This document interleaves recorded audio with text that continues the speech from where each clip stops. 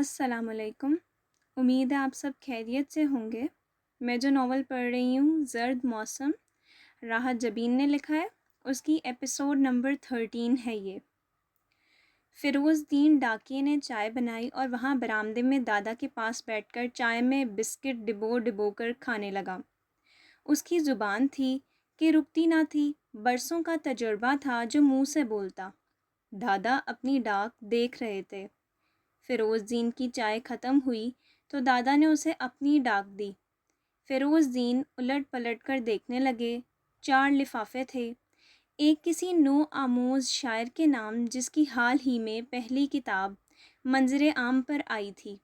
دادا نے اسے ہمدردانہ انداز میں مشورہ دیا تھا کہ وہ اپنی شاعری سے خود کو اور عوام کو مزید تکلیف میں مبتلا نہ کرے اور ایک ہی کتاب پر اکتفا کرے۔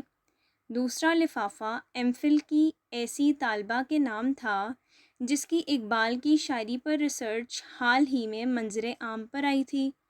انہوں نے طالبہ کو اس کاوش پر خراج تحسین پیش کیا تھا۔ تیسرا لفافہ کسی دور دراز گاؤں میں رہنے والے رشتہ دار کے نام تھا، مقصد محض خیریت معلوم کرنا۔ اور چوتھا، فیروز دین اس چوتھے لفافے کو خوب پہچانتا تھا۔ کئی برس گزر گئے، اسے یہاں سے یہ لفافہ لے جاتے اور وہ آج بھی ہمیشہ کی طرح خالی تھا، بغیر کسی نام پتے کے، بالکل بلینک۔ آج تو اس پر پتہ لکھ ہی دیں صاحب، فیروز دین کا دل چاہا وہ ان سے کہہ ہی دے، مگر نہ کہہ سکا۔ خاموشی سے لفافے تھیلے میں ڈالے اور کھڑا ہو گیا۔ چلتا ہوں صاحب۔ اچھا فیروز دین، اللہ کے سپرد۔ تبھی دروازہ کھول کر طاہر اندر چلا گیا۔ اسے یہ ڈاکیا ایک آنکھ نہیں بھاتا تھا، سو یکسر نظر انداز کرتا اندر کی طرف بھر گیا۔ فیروز دین نے خود بھی اسے کبھی لفٹ نہیں کروائی تھی۔ سنو طاہر، دادا کی پکار پر اسے رکنا پڑا۔ تم ایمن کی طرف گئے تھے؟ گیا تھا۔ طاہر کا حلق تک کڑوا ہو گیا۔ وہ کسی عزیز کی شادی کے سلسلے میں پنڈی گئی ہے، 1 ہفتے تک لوٹے گی۔ اچھا؟ دادا کی آواز اور چہرے پر مایوسی چھا گئی۔ مہرالنساء جو نئے کمرے بنانا چاہتی تھی ان پر کام شروع ہو گیا تھا۔ راج مستری مزدور بہت تیزی سے دیواریں اٹھا رہے تھے۔ کبھی کبھی مہرالنساء بھی برآمدے میں کھڑی ہو کر کام کا جائزہ لے لیتیں۔ وہ چاہتی تھیں کہ وقار الحسن کے آنے سے قبل کمروں کی تعمیر مکمل ہو جائے۔ وجہ وہ اسٹور روم تھا جہاں ایمن مقیم تھی۔ یہ چیز اب انہیں کھٹکنا شروع ہو گئی تھی۔ ان کا ارادہ تھا کہ وقار الحسن کے آنے سے پہلے پہلے ایمن کسی کمرے میں شفٹ کر جائے۔ شاید اس میں عمل دخل بابر کی باتوں کا تھا کہ سب کچھ اپنی ملکیت ہونے کے باوجود وہ خود کو غیر محفوظ محسوس کر رہی تھیں۔ ایک ہلکی سی پسپائی کا احساس ان کے اندر دھیرے دھیرے سرایت کرنے لگا۔ تو کیا گزرے ماہ و سال نے میرے اندر سارا کی نفرت کو کمزور کر دیا ہے؟ وہ کبھی کبھی یوں ہی کسی کام کے دوران رک کر سوچنے لگتیں، اپنا آپ کھنگالنے لگتیں جو اب ہمیشہ ہاں میں ملتا۔ شاید میں نے سارا اور ایمن کی حیثیت کو تسلیم کر لیا ہے۔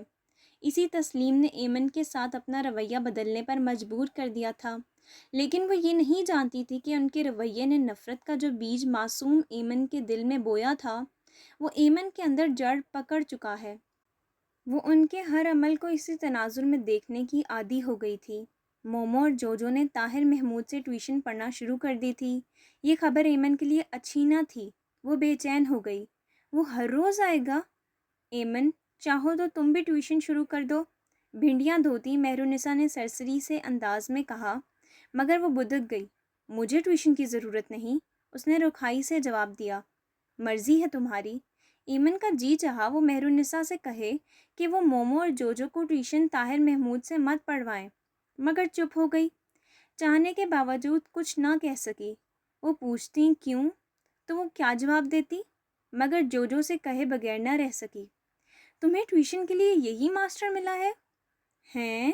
کیا ہوا؟ وہ پنسل لبوں میں دبا کر حیران ہوئی۔ وہ کیا تمہیں خاک پڑھائیں گے؟ وہ تو…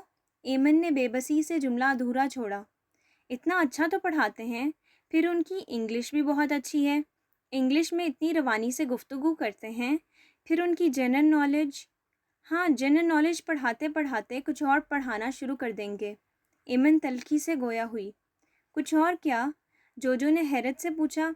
بہرحال تم ہوشیار رہنا، اکیلے ان کے پاس بیٹھنے کی ضرورت نہیں ہے۔ ایمن نے اسے دبے لفظوں میں ہوشیار کرنے کی کوشش کی تو وہ کچھ اور حیران ہو گئی۔ کیوں؟ ہر بات کا جواب دینا ضروری نہیں ہے، بہن ہوں تمہاری۔ اچھا، جوجو ہنس دی۔ پہلی بار تمہارے منہ سے ایسا جملہ سنا ہے۔ مرو، وہ اٹھ کر باہر نکل آئی۔ لیکن باہر کے برآمدے میں ہی مٹ بھیڑ طاہر محمود سے ہو گئی جو اندر آ رہا تھا۔ ایمن، میری بات سنو۔ وہ لپک کر سامنے آیا۔ ایمن کے لبوں سے چیخ نکلتے نکلتے رہ گئی۔ کیا؟ اس نے خوفزدہ نظروں سے سامنے کھڑے شخص کو دیکھا۔ یہ ڈھارس ضرور تھی کہ وہ اس کے نہیں اپنے گھر میں کھڑی ہے۔ ایمن پلیز میری بات تو سنو، میں تم سے کچھ کہنا چاہتا ہوں۔ ایمن وہاں سے بھاگ جانا چاہتی تھی مگر وہ عین دروازے کے سامنے کھڑا تھا۔ اس دن جو کچھ ہوا وہ محض دفعتاً عقب میں آہٹ ہوئی اور دروازہ کھول کر مہرالنساء باہر آئیں۔ مستری اپنا کام ختم کر کے جا چکے تھے اور وہ کام کا جائزہ لینے آئی تھیں۔ طاہر محمود بوکھلا کر پلٹا۔ مہرالنساء ٹھٹک سی گئیں۔ انہوں نے ایک نظر طاہر اور دوسری ایمن پر ڈالی۔ السلام علیکم۔ طاہر نے فوراً خود کو سنبھالا۔ وعلیکم السلام۔ انہوں نے سوالیہ نظروں سے ایمن کو دیکھا۔ وہ کنی کترا کر تیزی سے اندر چلی گئی۔ طاہر محمود یہ موقع کھو جانے پر دانت پیس کر رہ گیا۔ بابر اندر ہے؟ مہرالنساء نے مختصراً کہا تو وہ اندر کی طرف بڑھ گیا۔ رخ بابر کے کمرے کی طرف تھا۔ مہرالنساء کچھ غائب دماغی سے کام کا جائزہ لینے لگیں۔ ان کی آنکھوں میں ہلکی سی الجھن تیرنے لگی۔ طاہر محمود روز بروز الجھن کا شکار ہو رہا تھا کہ دادا کا یہ رویہ ناقابل برداشت ہونے لگا تھا۔ ان کا رویہ جارحانہ اور زبان بہت تلخ ہو چکی تھی۔ دوسری طرف ایمن تھی کہ کسی صورت پکڑائی نہ دیتی۔ وہ چکنا ہرنی کی طرح اس کے سائے سے بھی بھاگتی۔ اب تو کبھی چائے دینے بھی نہیں آتی تھی۔ وہ اکثر و بیشتر وقت بے وقت بھی گھر آیا کہ شاید ٹکرا جائے، مگر بے سود۔ تم اتنے دنوں سے ٹیوشن کے لیے کیوں نہیں جا رہی؟ بابر نے اسے مسلسل گھر بیٹھے دیکھ کر پوچھا تھا۔ بس مجھے ٹیوشن کے لیے نہیں جانا۔ کیوں؟ بابر نے سنجیدگی سے پوچھا۔ مجھے ضرورت نہیں ہے۔ اب وہ وجہ کیا بتاتی؟ ایمن مجھے اتنا تنگ مت کرو، وہ زج ہو کر بولا۔ میں نے کیا کیا ہے؟ وہ نظریں چرا گئی۔ کیوں اپنے فیوچر کے بارے میں سنجیدہ نہیں ہوتی؟ ایمی، زندگی ہمارے نان سیریس فیصلوں کی متحمل نہیں ہو سکتی۔ آج تمہارے ہاتھ میں صرف آج ہے۔ جو قدم بھی اٹھاؤ گی اس پر تمہارے مستقبل کی عمارت تعمیر ہو جائے گی۔ تو کیوں؟ ایمن کو دادا یاد آ گئے۔ وہ بھی تو ہر وقت فلسفہ زندگی پڑھاتے تھے۔ دادا کے ساتھ طاہر محمود کا خیال نہ آتا۔ یہ ناممکن تھا۔ وہ جھڑجھڑی سی لے کر رہ گئی۔ میں اب وہاں کبھی نہیں جاؤں گی۔ اس نے مصمم ارادہ کر رکھا تھا۔ دادا تمہارا بہت پوچھ رہے تھے۔ مجھے اگر جانا ہوا تو چلی جاؤں گی، فی الحال میں ضرورت محسوس نہیں کرتی۔ وہ رکھائی سے کہہ کر باہر نکل آئی۔ مومو اور جوجو کتابیں اٹھائے اندر آ رہی تھیں۔ طاہر محمود اسے دیکھ کر رک گیا۔ اب وہ انہیں لان میں ہی ٹیوشن دیا کرتا تھا۔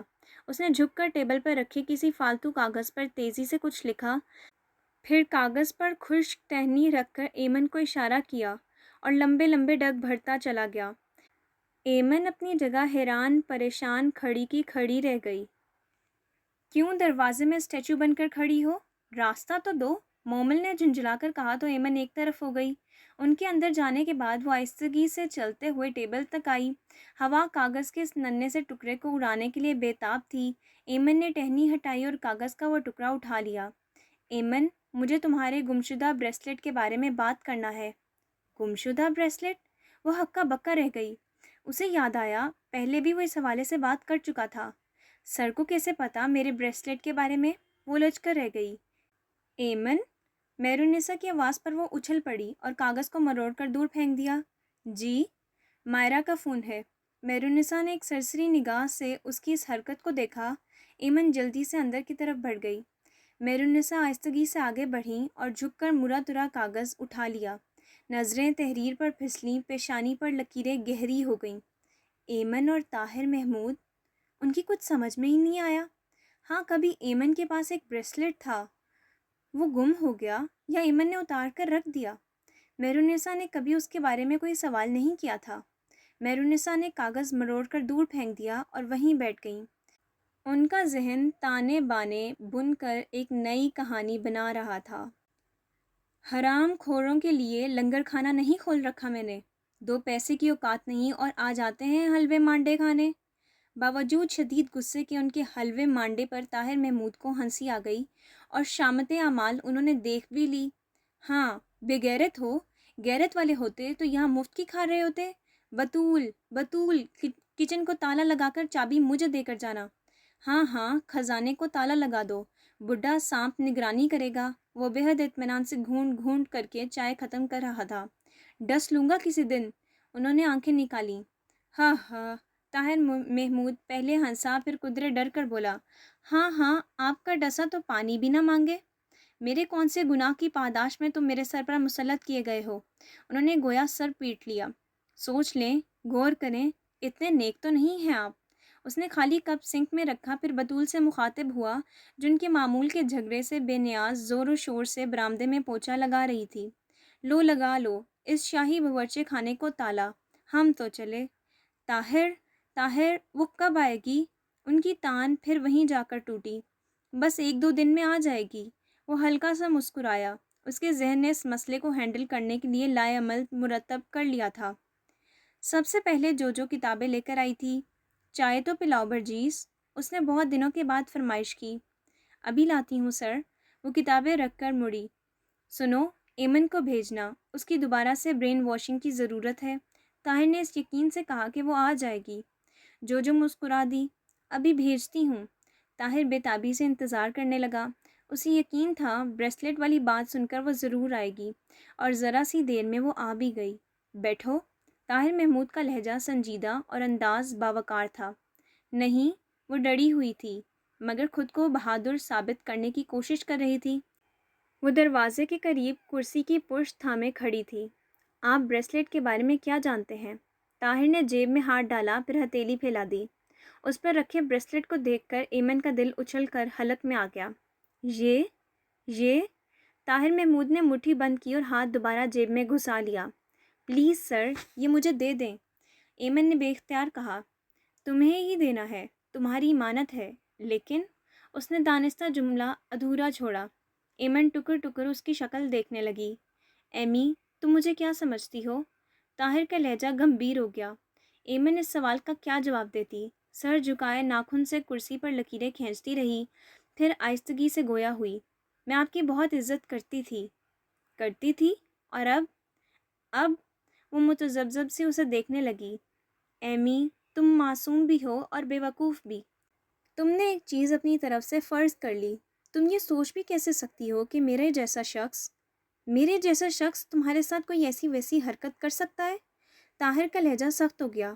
لیکن اس دن، طاہر نے ہاتھ اٹھا کر اسے خاموش رہنے کا اشارہ کیا، اس دن مجھ سے صرف اتنی غلطی ہوئی کہ میں ہلکی سی شرارت پر اتر آیا۔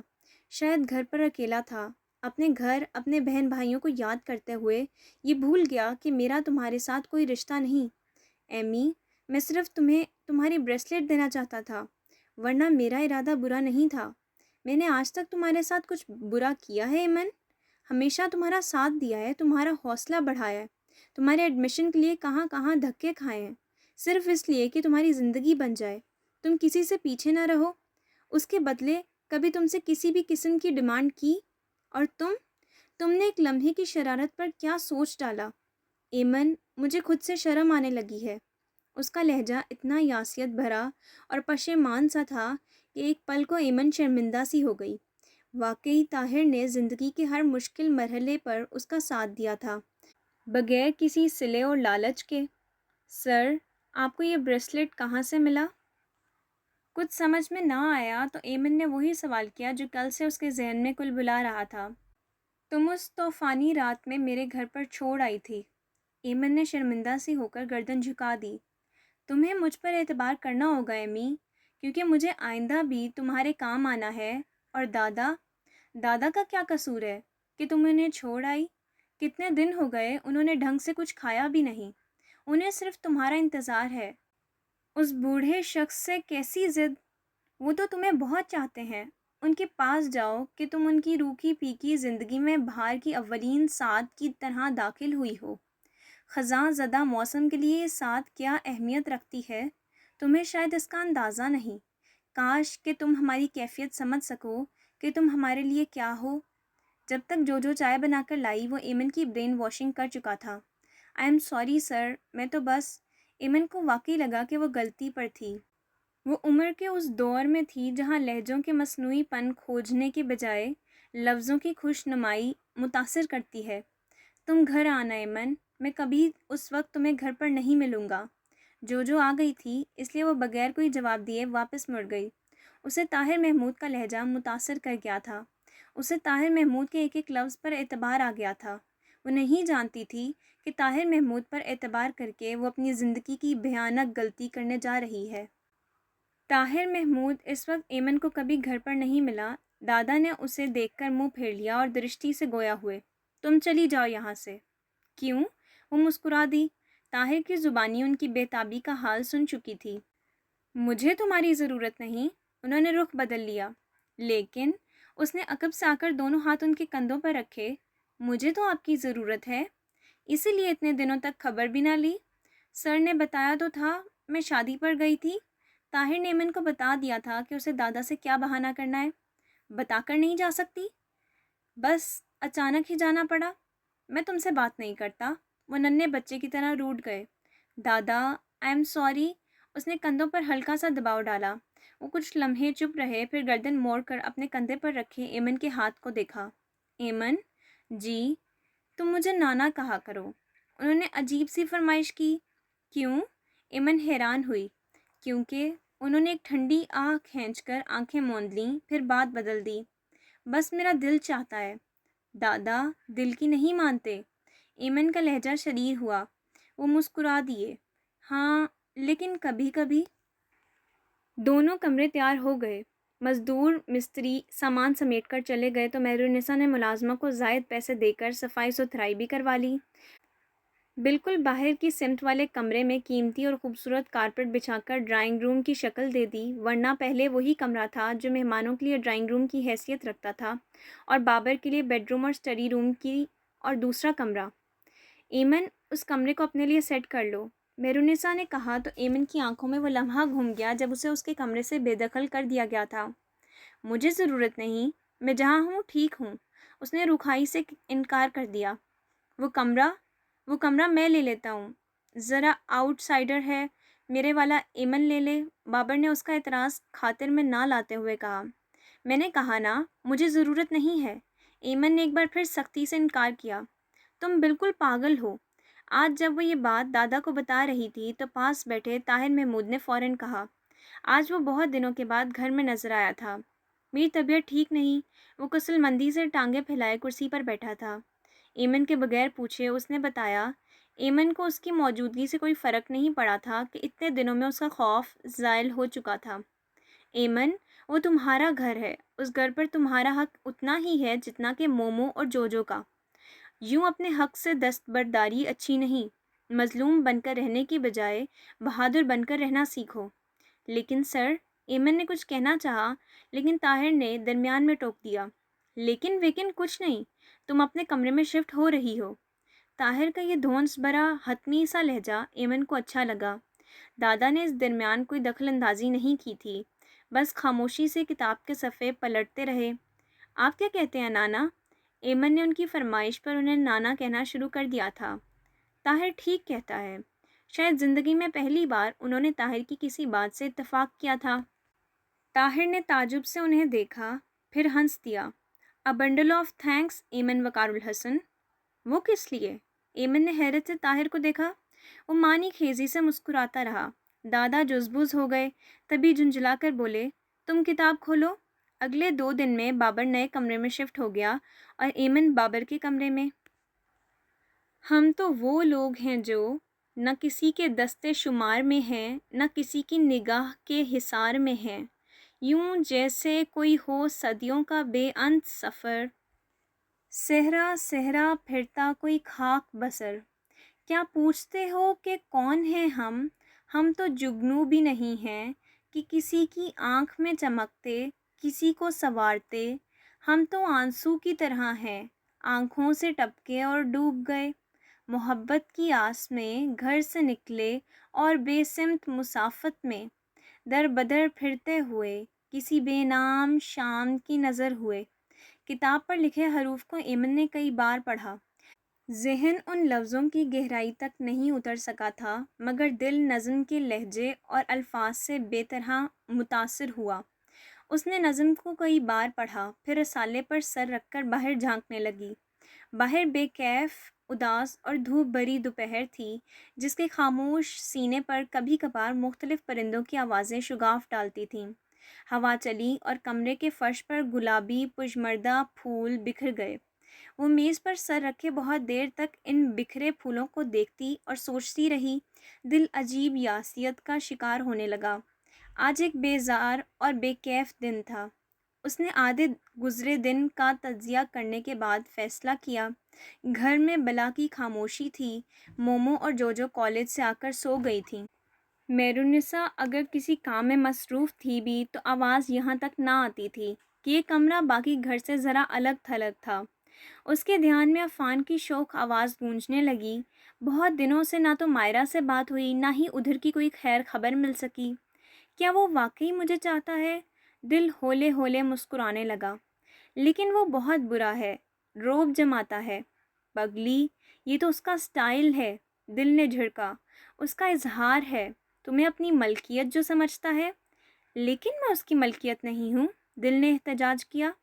محبت تو ہو، دل برجستہ گویا ہوا۔ محبت تو حق جتائے گی۔ خواہ وہ شرما گئی۔ جب اس محبت کو باقاعدہ ایک رشتے کا نام ملے گا تب سمجھ میں آئے گی ساری بات، دل نے سمجھایا۔ دور لکڑی کا گیٹ کھلا اور آنے والا آہستگی سے اندر آیا۔ اس کے ہاتھ میں ایک بڑا اٹیچی تھا جسے وہ گھسیٹتے ہوئے اندر لا رہا تھا۔ ایمن کا دماغ کہیں اور تھا، نظروں کی گرفت میں وہ شخص۔ کچھ پل غائب دماغی کا عالم رہا، پھر اس کے لب بے آواز ہلے۔ ڈیڈی؟ وہ بے یقینی سے کھڑی ہو گئی۔ ڈیڈی؟ اب لبوں کو قوت گویائی مل گئی تھی۔ اس کی آواز نے سناٹے پر خاصی کاری ضرب لگائی۔ وہ بھاگتی ہوئی کمرے سے باہر نکلی۔ وقار الحسن اسے دیکھ کر رک گئے۔ انہوں نے اٹیچی چھوڑا اور دونوں بازو پھیلا دیے، مگر وہ قریب آ کر رک گئی۔ اس کے چہرے سے حیرت، خوشی، بے یقینی، سبھی کچھ مترشح تھا، مگر ایک جھجک تھی جس نے آگے بڑھنے سے روک دیا۔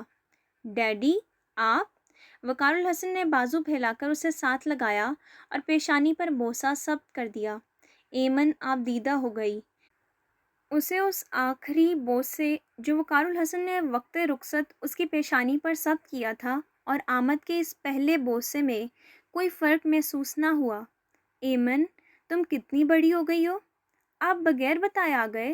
اس نے جلدی سے اپنے بکھرے بال سمیٹے۔ سرپرائز مائی چائلڈ، وہ مسکرائے۔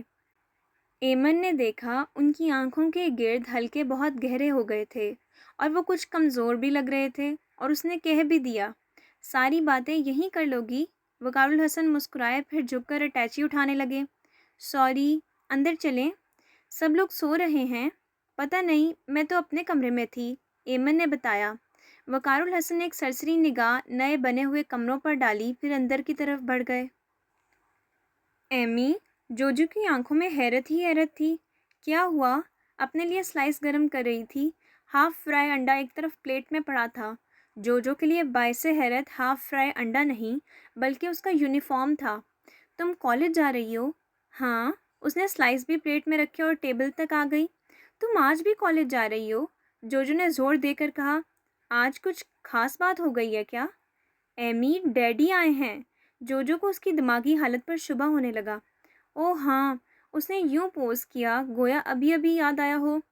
حالانکہ ساری رات مارے خوشی کے وہ سو نہ سکی تھی۔ پہلے تو لاؤنج میں آدھی رات تک محفل جمی، انہیں اس پورے عرصے کی رپورٹ دی گئی۔ ایمن بھی ان میں شامل رہی تھی، مگر صبح تک اس کے سارے گلے شکوے جو اسے وقار الحسن سے تھے دوبارہ سے اود کر آئے، اس لیے وہ کالج جانے کے لیے تیار ہو گئی۔ شاید وقار الحسن پر اپنی ناراضگی ثابت کرنا مقصود تھی۔ مجھے تو خیال ہی نہیں رہا کہ ڈیڈی واپس آئے ہیں، تو مجھے آج چھٹی کرنا چاہیے۔ بہرحال اب تو تیار ہو چکی ہوں، 1 بجے تک آ جاؤں گی۔ اس کے لاپرواہی سے کہنے پر جوجو نے اسے غور سے دیکھا، پھر گویا فیصلہ دیا۔ تم ڈیڈی سے ناراض ہو؟ وہ کس لیے؟ اب وہ چائے بنا رہی تھی۔ اس لیے کہ جوجو گڑبڑا گئی، سمجھ میں نہ آیا کہ مزید کیا کہے۔ تم زیادہ ٹینشن مت لو، کہا نا کہ 1 بجے تک تو آ ہی جانا ہے، تب تک تو ڈیڈی سو کر اٹھیں گے۔ جوجو کندھے اچکا کر باہر نکل گئی۔ چائے پینے اور وین کے ہارن تک وہ بہت کچھ سوچتی رہی، لیکن کالج میں ایک پل بھی دل نہ لگا، نہ کوئی پیریڈ اٹینڈ کیا، بس خاموشی سے ایک بینچ پر دن گزار کر واپس آ گئی۔ مہرو، آج تو کروا دو تگڑا سا ناشتہ۔ وقار الحسن 10 بجے کے قریب سو کر اٹھے تھے۔ سب کچھ تیار ہے، آپ فریش ہو لیں۔ مہرالنساء مسکرائیں۔ خوش وہ بھی تھیں، بس یہ ہے کہ ان کی خوشی ایک مسکراہٹ میں پوشیدہ تھی۔ وقار الحسن فریش ہو کر آئے تو گرما گرم پراٹھے، قیمے کا سالن، آملیٹ سامنے رکھے، وہ یہ تینوں ان کی منتظر تھیں۔ بھائی، ایمن کو بھی بلاؤ، ابھی تک نہیں اٹھی؟ کرسی گھسیٹ کر بیٹھتے ہوئے انہوں نے ناشتے کی گرما گرم خوشبو کو اپنے اندر اتارتے ہوئے کہا۔ مہرالنساء خاموش رہیں، جبکہ مومو نے جلدی سے بتایا، وہ تو کالج گئی ہے۔ کالج؟ کیوں؟ انہوں نے تعجب سے مہرالنساء کو دیکھا۔ کوئی بات ہوئی؟ بات کیا ہونا تھی؟ اس کا ضروری ٹیسٹ تھا، مس نہیں کر سکتی تھی، اس لیے جانا پڑا۔ جلدی آ جائے گی، وہ تو جانا بھی نہیں چاہتی تھی۔ جوجو نے بات کو سنبھالا۔ اچھا، وہ مطمئن ہو گئے۔ اور بابر؟ Babar is here. وہ قمیص کی آستین پلٹتے ہوئے چلا آیا۔ ناشتے کے بعد بھی وہ لوگ بیٹھے باتیں کرتے رہے، پھر مومو، جوجو اور بابر تو اپنے اپنے گفٹس دیکھنے لگے جو وقار الحسن ان کے لیے لائے تھے، جبکہ وقار الحسن مہرالنساء کو لے کر باہر نکل آئے۔ ابھی دن کا آغاز تھا، مگر دھوپ پوری طرح پھیل چکی تھی۔ فضا میں حبس اور تپش تھی۔ وہ نئے بنے ہوئے کمروں کی طرف آ گئے جو نسبتاً ٹھنڈے تھے۔ پردیس پردیس ہے مہرو، وقار الحسن کہہ رہے تھے۔ اپنے گھر کا سکھ، میں نے جنت کھوئی ہے۔ مہرالنساء نے کھڑکیاں کھول دیں، پنکھا چلا دیا۔ لان کی تو شکل نکل آئی ہے۔ وقار الحسن اس کے عقب میں آ کھڑے ہوئے۔ ہاں، ایک مالی سے بات کی ہے، ہر دوسرے دن چکر لگا لیتا ہے، مہرالنساء نے جواب دیا۔ گھر کے باقی معاملات ٹھیک چل رہے ہیں؟ الحمدللہ۔ یہ شکر کا کلمہ مہرالنساء کے منہ سے سن کر وقار الحسن کو خوشگوار سی حیرت ہوئی۔ اور تم ٹھیک رہی ہو؟ وقار الحسن نے ذرا سا جھک کر اس کا چہرہ دیکھا۔ ہاں، بس ٹھیک ہوں۔ کیا مطلب؟ مہرالنساء نے پلٹ کر وقار الحسن کو دیکھا۔ مرد گھر پر نہ ہو تو عورت پر ذمہ داریوں کا انبار آ جاتا ہے۔ ڈرتی ہوں ان کو ڈھنگ سے نہ نبھا سکی تو؟ تم نبھا لوگی، میں جانتا ہوں، وقار الحسن نے پر یقین لہجے میں کہا، لیکن پہلے کی طرح مہرالنساء کو اس پر کوئی فخر محسوس نہ ہوا، بلکہ وہ سوچتی ہوئی نگاہوں سے انہیں دیکھتی رہی۔ کیا دیکھ رہی ہو؟ وہ مسکرائے۔ کمزور ہو گئے ہو۔ وہاں رہائش اور کھانے وغیرہ کا انتظام کیا ہے؟ شروع کا عرصہ تو بہت تنگی میں گزرا۔ کمپنی کی طرف سے جو رہائش ملی وہ تو سمجھو جیل کھانا تھی۔ ذرا سا ڈربہ اور بہت سے لوگ، ناقص خوراک، یہاں سے لے جاتے وقت جو وعدے کیے گئے سب جھوٹے نکلے۔ سیلری اچھی نہ ہوتی تو کب کا واپس آ چکا ہوتا۔ پھر مجھے طارق ملا، اچھا لڑکا ہے، اپنا ذاتی بزنس اور ذاتی فلیٹ ہے۔ کچھ دوستی بڑھی تو وہ مجھے بس اصرار اپنے ساتھ لے گیا۔ اب پھر بھی مجھے کچھ سکون ہے، لیکن گھر اور بچوں سے دوری بہت محسوس ہوتی ہے۔ کھپ جاتا ہے انسان اپنے بچوں کا مستقبل بنانے کی کوشش میں۔ 10 چھٹیاں ملی تھیں سو بھاگا آیا۔ تم نے بھی تو بہت زور دیا تھا۔ ایمن کے رشتے کی وجہ سے وہ لوگ بہت زور دے رہے تھے، مہرالنساء نے جواب دیا۔ مہرو، یہ کچھ جلدی نہیں ہے؟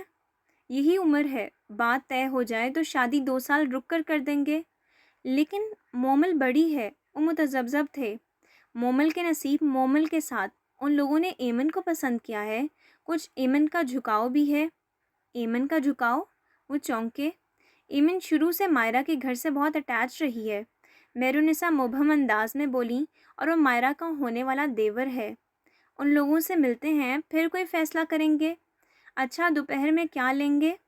کچھ بھی بنا دو، تمہارے ہاتھ کی دال بھی قورمہ بن کر یاد آتی تھی۔ مہرالنساء نے کڑھی چاول اور کوفتے بنائے تھے۔ ایمن جس وقت واپس آئی وہ کھانے پر اس کا انتظار کر رہے تھے۔ السلام علیکم۔ وعلیکم السلام بھائی، یہ اچھا رہا، باپ اتنی دور سے آیا اور بیٹی کالج کو سدھار گئی۔ وقار الحسن نے ہلکے پھلکے لہجے میں شکوہ کیا۔ بس وہ ایمن کو کوئی بہانہ نہیں سوجا۔ ٹیسٹ کیسا ہوا؟ ٹیسٹ؟ ایمن نے سوالیہ نظروں سے انہیں دیکھا۔ جو بتا رہی تھی کہ تمہارا کوئی ضروری ٹیسٹ تھا۔ جی، اچھا ہو گیا۔ وہ نظریں چرا کر بولی، جاؤ ہاتھ منہ دھو کر آؤ، پھر کھانا کھاتے ہیں۔ ان کا لہجہ ویسا ہی شفقت اور محبت لیے ہوئے تھا۔ وہ فریش ہو کر آ گئی۔ ڈیڈی، آپ ایمن کے لیے کیا لائے ہیں؟ مومو کو خاصا تجسس تھا۔ یہ تو ایمن کو ہی بتاؤں گا، وہ ہنس دیے۔ کھانے کے بعد ایمن تھوڑی دیر ہی بیٹھی، پھر چپکے سے اپنے کمرے میں آ گئی۔ وہ بیٹھی کسی کتاب کی ورد گردانی کر رہی تھی جب ہلکی سی دستک کے بعد وقار الحسن اندر آئے۔ انہیں آئے ہوئے یہ تیسرا دن تھا۔ ان 3 دنوں کے معمولات ان کے سامنے تھے۔ بہت سی ایسی باتیں جنہیں وہ مہرالنساء کے کہنے پر تسلیم کرنے کو تیار نہ تھے، مگر مصلحتاً چپ رہے، اب سچ لگ رہی تھیں۔ ایمن کسی کے ساتھ فری نہ تھی۔ زیادہ تر اپنے کمرے میں بند الگ تھلگ بیٹھی رہتی، موڈ ہوتا تو کسی کام کو ہاتھ لگاتی، ورنہ نہیں۔ جبکہ مومو اور جو مہرالنساء کے روب میں تھیں، رات کھانے کی تیاری اور دیگر کاموں میں وہ انہیں اپنے ساتھ لگائے رکھتی۔ مہرالنساء کے ساتھ اس کا یہ رویہ لیے دیے تھا، محض ضرورتاً بات کرتی، اور یہ ضرورت عموماً دن میں بمشکل 1 آدھ بار ہی پیش آتی تھی۔ انہیں پوری شدت سے احساس ہوا کہ ایمن میں زمین آسمان کا فرق آیا ہے۔ وہ صرف 10 دنوں کے لیے آئے تھے اور انہیں ان 10 دنوں میں بہت کچھ کرنا تھا۔ ڈیڈی، آپ؟ وہ سیدھی ہو کر بیٹھ گئی۔ کمرہ تو بہت اچھے طریقے سے سجا رکھا ہے۔ انہوں نے ستائشی نظروں سے ارد گرد دیکھا اور ہاتھ میں پکڑا شاپنگ بیگ ایک طرف رکھ دیا۔ ایمن خاموش رہی اور کتابیں اٹھا کر ریک میں لگانے لگی۔ وقار الحسن بیڈ پر بیٹھ گئے۔ وہ اٹھ کر بکھری ہوئی چیزیں سمیٹنے لگی۔ ایمن، یہاں میرے پاس آؤ۔ کچھ دیر خاموش رہنے کے بعد انہوں نے پکارا، جی۔ وہ قریب آ گئی۔ بیٹھو۔ انہوں نے اپنے قریب بیٹھنے کا اشارہ کیا۔ ایمن خاموشی سے بیٹھ گئی۔ تمہیں میرے آنے کی خوشی نہیں ہوئی؟ وہ بغور اسے دیکھ رہے تھے۔ ایسی تو کوئی بات نہیں۔ ایمن نے نظریں چرائیں۔ گویا خوشی ہوئی ہے۔ ظاہر سی بات ہے ڈیڈی، میں آپ کے آنے سے بہت خوش ہوں۔ ایمن جلدی سے گویا ہوئی۔ تو اس خوشی کا اظہار کیوں نہیں کرتی ہو؟ میں ایسی ایمن کو تو چھوڑ کر نہیں گیا تھا، اتنی سنجیدہ، اتنا لیے دیے رہنے والی۔ تم نے مجھ سے کبھی فون پر بھی ڈھنگ سے بات نہیں کی۔ فون پر بات کرنے کی فرصت ہوتی بھی آپ کے پاس، شکوے لبوں پر مچلنے لگے۔ ایمن، میں وہاں تم لوگوں کا مستقبل بنانے گیا ہوں۔ انہوں نے سنجیدہ نظروں سے بیٹی کو دیکھا۔ میرا نہیں، صرف اس عورت اور اس کے بچوں کا۔ وہ تنفر سے گویا ہوئی۔ ایمی؟ وقار الحسن کو دھچکا لگا۔ چھوڑیں ڈیڈی، آپ نے تو نہ پہلے میری بات پر اعتبار کیا تھا، نہ اب کریں گے۔ ایمی مجھے بتاؤ، ان تمام مہینوں میں کیا ہوا؟ انہوں نے پیار سے اس کا سر سہلایا۔ کیا فائدہ؟ آپ نے پہلے بھی مہرالنساء پر اعتبار کرتے ہوئے مجھے جھوٹا ثابت کیا۔ میں نے تو آپ کو کتنے خط لکھے، فون پر بھی بتایا، لیکن آپ کے نزدیک بیٹی کا کہا معتبر نہ تھا، تو پھر بتانے کا کیا فائدہ؟ ایمن نے ان کا ہاتھ جھٹک دیا۔ ایمی، میں تمہارا باپ ہوں۔ وقار الحسن کے دل کو دھچکا لگا۔ انہیں جان سے بڑھ کر عزیز تھی۔ نہیں، آپ صرف مومو جو کے باپ ہیں، اور شاید بابر کے بھی۔ میں تو آپ کے کچھ بھی نہیں، نہ پہلے نہ اب۔ وہ ایک دم رو دی اور پھر روتی چلی گئی۔ وقار الحسن اس کے رونے پر بے چین ہو گئے، مگر اسے چپ نہیں کروایا۔ وہ روتی رہی اور انہی آنسوؤں میں ساری زیادتیاں، ظلم اور ناانصافیاں بہہ کر سامنے آ گئیں۔ وہ چپ چاپ ششدر بیٹھے رہے۔ فون پر اسے ڈانٹ دینا، اس کی بات رد کر دینا آسان تھا، مگر یوں بیٹی کو اس کے آنسوؤں سمیت سننا کچھ اور تھا۔ وہ صرف اپنے گھر سے نکلنے کے بارے میں کچھ نہ کہہ سکی، باقی سب کہہ گئی، اور باہر کھڑی مہرالنساء کو لگا کمرے کی چھت پوری کی پوری اس پر آ پڑی ہے۔ وقار الحسن اپنے کمرے میں بیڈ پر نیم دراز سگریٹ پر سگریٹ پھونک رہے تھے۔ ان کی پرسوچ نگاہیں کسی غیر مرئی نقطے پر جمی تھیں۔ ذہن مختلف سوچوں کی ماجگاہ بن چکا تھا۔ کبھی ایمن کی باتیں سچ لگتیں تو خون کھول اٹھتا۔ ایمن کا موجودہ رویہ، ویل ڈیکوریٹڈ کمرہ، سوچتے تو تذبذب کا شکار ہو جاتے۔ مہرالنساء بہت سے غیر ضروری کام نپٹانے میں لگی ہوئی تھیں۔ در حقیقت وہ خود کو وقار الحسن کے سوالوں کے لیے تیار کر رہی تھیں۔ غصہ اسے اپنی کمزوری پر آ رہا تھا۔ میں کیوں ڈر رہی ہوں؟ زندگی میں آنے والی کسی بھی سچویشن کو آرام سے فیس کر لیا کرتی تھیں۔ تو کیا اب میں ہار مان چکی ہوں؟ اندر سے کمزور ہو چکی ہوں؟ کچھ تو تھا کہ وہ آج وقار الحسن کا سامنا کرنے سے کترا رہی تھیں اور کمرے میں جانے کی بجائے خود کو فضول قسم کے کاموں میں الجھائے ہوئے تھیں۔ تھک کر انہوں نے ہاتھ میں پکڑا برتن، سنک میں پٹخا اور خود کو آنے والی سچویشن کے لیے تیار کرتے ہوئے بیڈ روم میں آ گئیں۔ وقار الحسن نے ایک نظر انہیں دیکھا، پھر دوبارہ سے سابقہ مشغلے میں مصروف ہو گئے۔ کیوں کمرے میں دھواں دھواں کر رکھا ہے؟ لاشعوری طور پر ان کا لہجہ ترش تھا۔ وقار الحسن نے ایک بھی لفظ کہے بغیر سگریٹ بجھا دیا۔ ان کی خاموشی مہرونسا کو مزید الجھن میں مبتلا کر گئی۔ خود سے چھیڑنے کی بجائے مہرونسا نے چادر سر تک تان لی۔ مہرو، وقار الحسن کی بھاری سنجیدہ آواز پر ایک پل کو تو مہرونسا کا دل رکا تھا۔ انہوں نے چاہا کہ سوتی بن جائیں، مگر نہیں بن سکیں۔ جی، ان لوگوں کو بلاؤ، میں ان سے ملنا چاہتا ہوں۔ کن لوگوں کو؟ مہرونسا نے چادر ہٹائی۔ وہی ایمن کے رشتے والے۔ اگلے معاملات بہت صورت سے طے ہوئے۔ وقار الحسن کے پاس دن کم تھے۔ انہوں نے تمام ضروری معلومات حاصل کر لیں اور 5ویں دن انہیں ہاں کر دی۔ ایمن ششدر سی رہ گئی۔ اس کے تمام خدشات بے بنیاد ثابت ہوئے۔ مہرونسا کی طرف سے جس شدید مخالفت یا سازش کا اسے انتظار تھا وہ آخری دم تک نہ ہوئی۔ پرسوں ہم لوگ انگوٹھی پہنانے آ رہے ہیں، تیاری کر لو، مائرہ نے ایمن کو چہکتے ہوئے لہجے میں بتایا۔ دادا سوپ لے لیں۔ انہیں کل سے بخار تھا اور طاہر محمود کو آج یاد آیا کہ ان کے لیے کچھ علیحدہ بنانا چاہیے، ورنہ کل سے جو کچھ بطول بنا جاتی تھی وہ وہی کچھ کھا رہے تھے، اور پتہ نہیں کھا بھی رہے تھے یا نہیں۔ رکھ دو، انہوں نے کمزور سی آواز میں کہا۔ نہیں، آپ اٹھ کر پی لیں، ورنہ یوں ہی پڑا ٹھنڈا ہو جائے گا۔ اس نے اصرار کیا تو وہ اٹھ کر بیٹھ گئے۔ طاہر نے پیالہ ان کے ہاتھ میں دے دیا اور خود ایک طرف بیٹھ گیا۔ دادا نے پوری طرح محسوس کیا کہ وہ آج کل پریشان ہے۔ اسکول بھی نہیں جا رہا۔ کہاں جاتا ہے یہ وہ نہیں جانتے تھے، کیونکہ بہت دیر سے نکلتا اور بہت دیر سے واپس آتا تھا۔ تم آج کل کہاں ہوتے ہو؟ چند گھونٹ سوپ کے لینے کے بعد انہوں نے پوچھا۔ میری نوکری چھوٹ گئی ہے۔ دادا کے لبوں پر استہزائیہ سی مسکراہٹ بکھر گئی، گویا کہہ رہے ہوں تم ہو ہی اس قابل۔ اور طاہر اس وقت تپنے کی پوزیشن میں نہیں تھا کہ اس چھوٹی سی نوکری کو کھو دینے کا مطلب مکمل طور پر دادا کے رحم و کرم پر آ جانا تھا۔ وہ آئے تھے، دادا نے پورے اسرار لہجے میں کہا۔ کون؟ طاہر چونکا۔ دادا کی مسکراہٹ کچھ اور گہری ہوئی۔ علینا کے بھائی۔ وہ پریشان تھا اور انہوں نے اسے مزید پریشان کر کے حز اٹھایا۔ وہ بری طرح اچھلا۔ یہاں کیا کرنے آئے تھے؟ تمہیں ڈھونڈنے، اور کیا؟ یہاں بھٹے کھانے آئیں گے؟ انہوں نے اطمینان سے سوپ ختم کیا۔ آپ نے کیا کہا؟ وہ اپنی جگہ چور سا بن گیا۔ میں نے کہا چلو اور کچھ نہیں تو کبھی کبھار سوپ ہی بنا دیتا ہے۔ انہوں نے خالی پیالہ اس کی طرف بڑھایا۔ طاہر کا جی چاہا وہ یہی پیالہ ان کے سر پر توڑ دے۔ آپ نے ان سے کیا کہا؟ میں نے کہا ٹیڑھی انگلیوں سے نکلے گا وہ خبیث انسان۔ وہ مزے لے رہے تھے۔ تمام تر دشمنی کے باوجود طاہر کو یقین تھا کہ انہوں نے یہ نہیں کہا ہوگا۔ پھر انہوں نے کیا کہا؟ اس کی ناک سے نکلوائیں گے علینا کا پتہ۔ ویسے طاہر، علینا گئی کہاں؟ مجھے کیا پتہ؟ طاہر بری طرح چڑ گیا۔ اچھا، اس کے ساتھ پیار کی پینگیں بڑھاتے اور گھر سے بھاگنے کے منصوبے بناتے وقت تو سب کچھ پتہ تھا۔ مجھے نہیں پتہ وہ کہاں گئی اور کس کے ساتھ ہے۔ میرے تو فرشتوں کو بھی علم نہیں۔ وہ تو یہی سمجھتے ہیں کہ وہ تمہارے ساتھ بھاگی ہے۔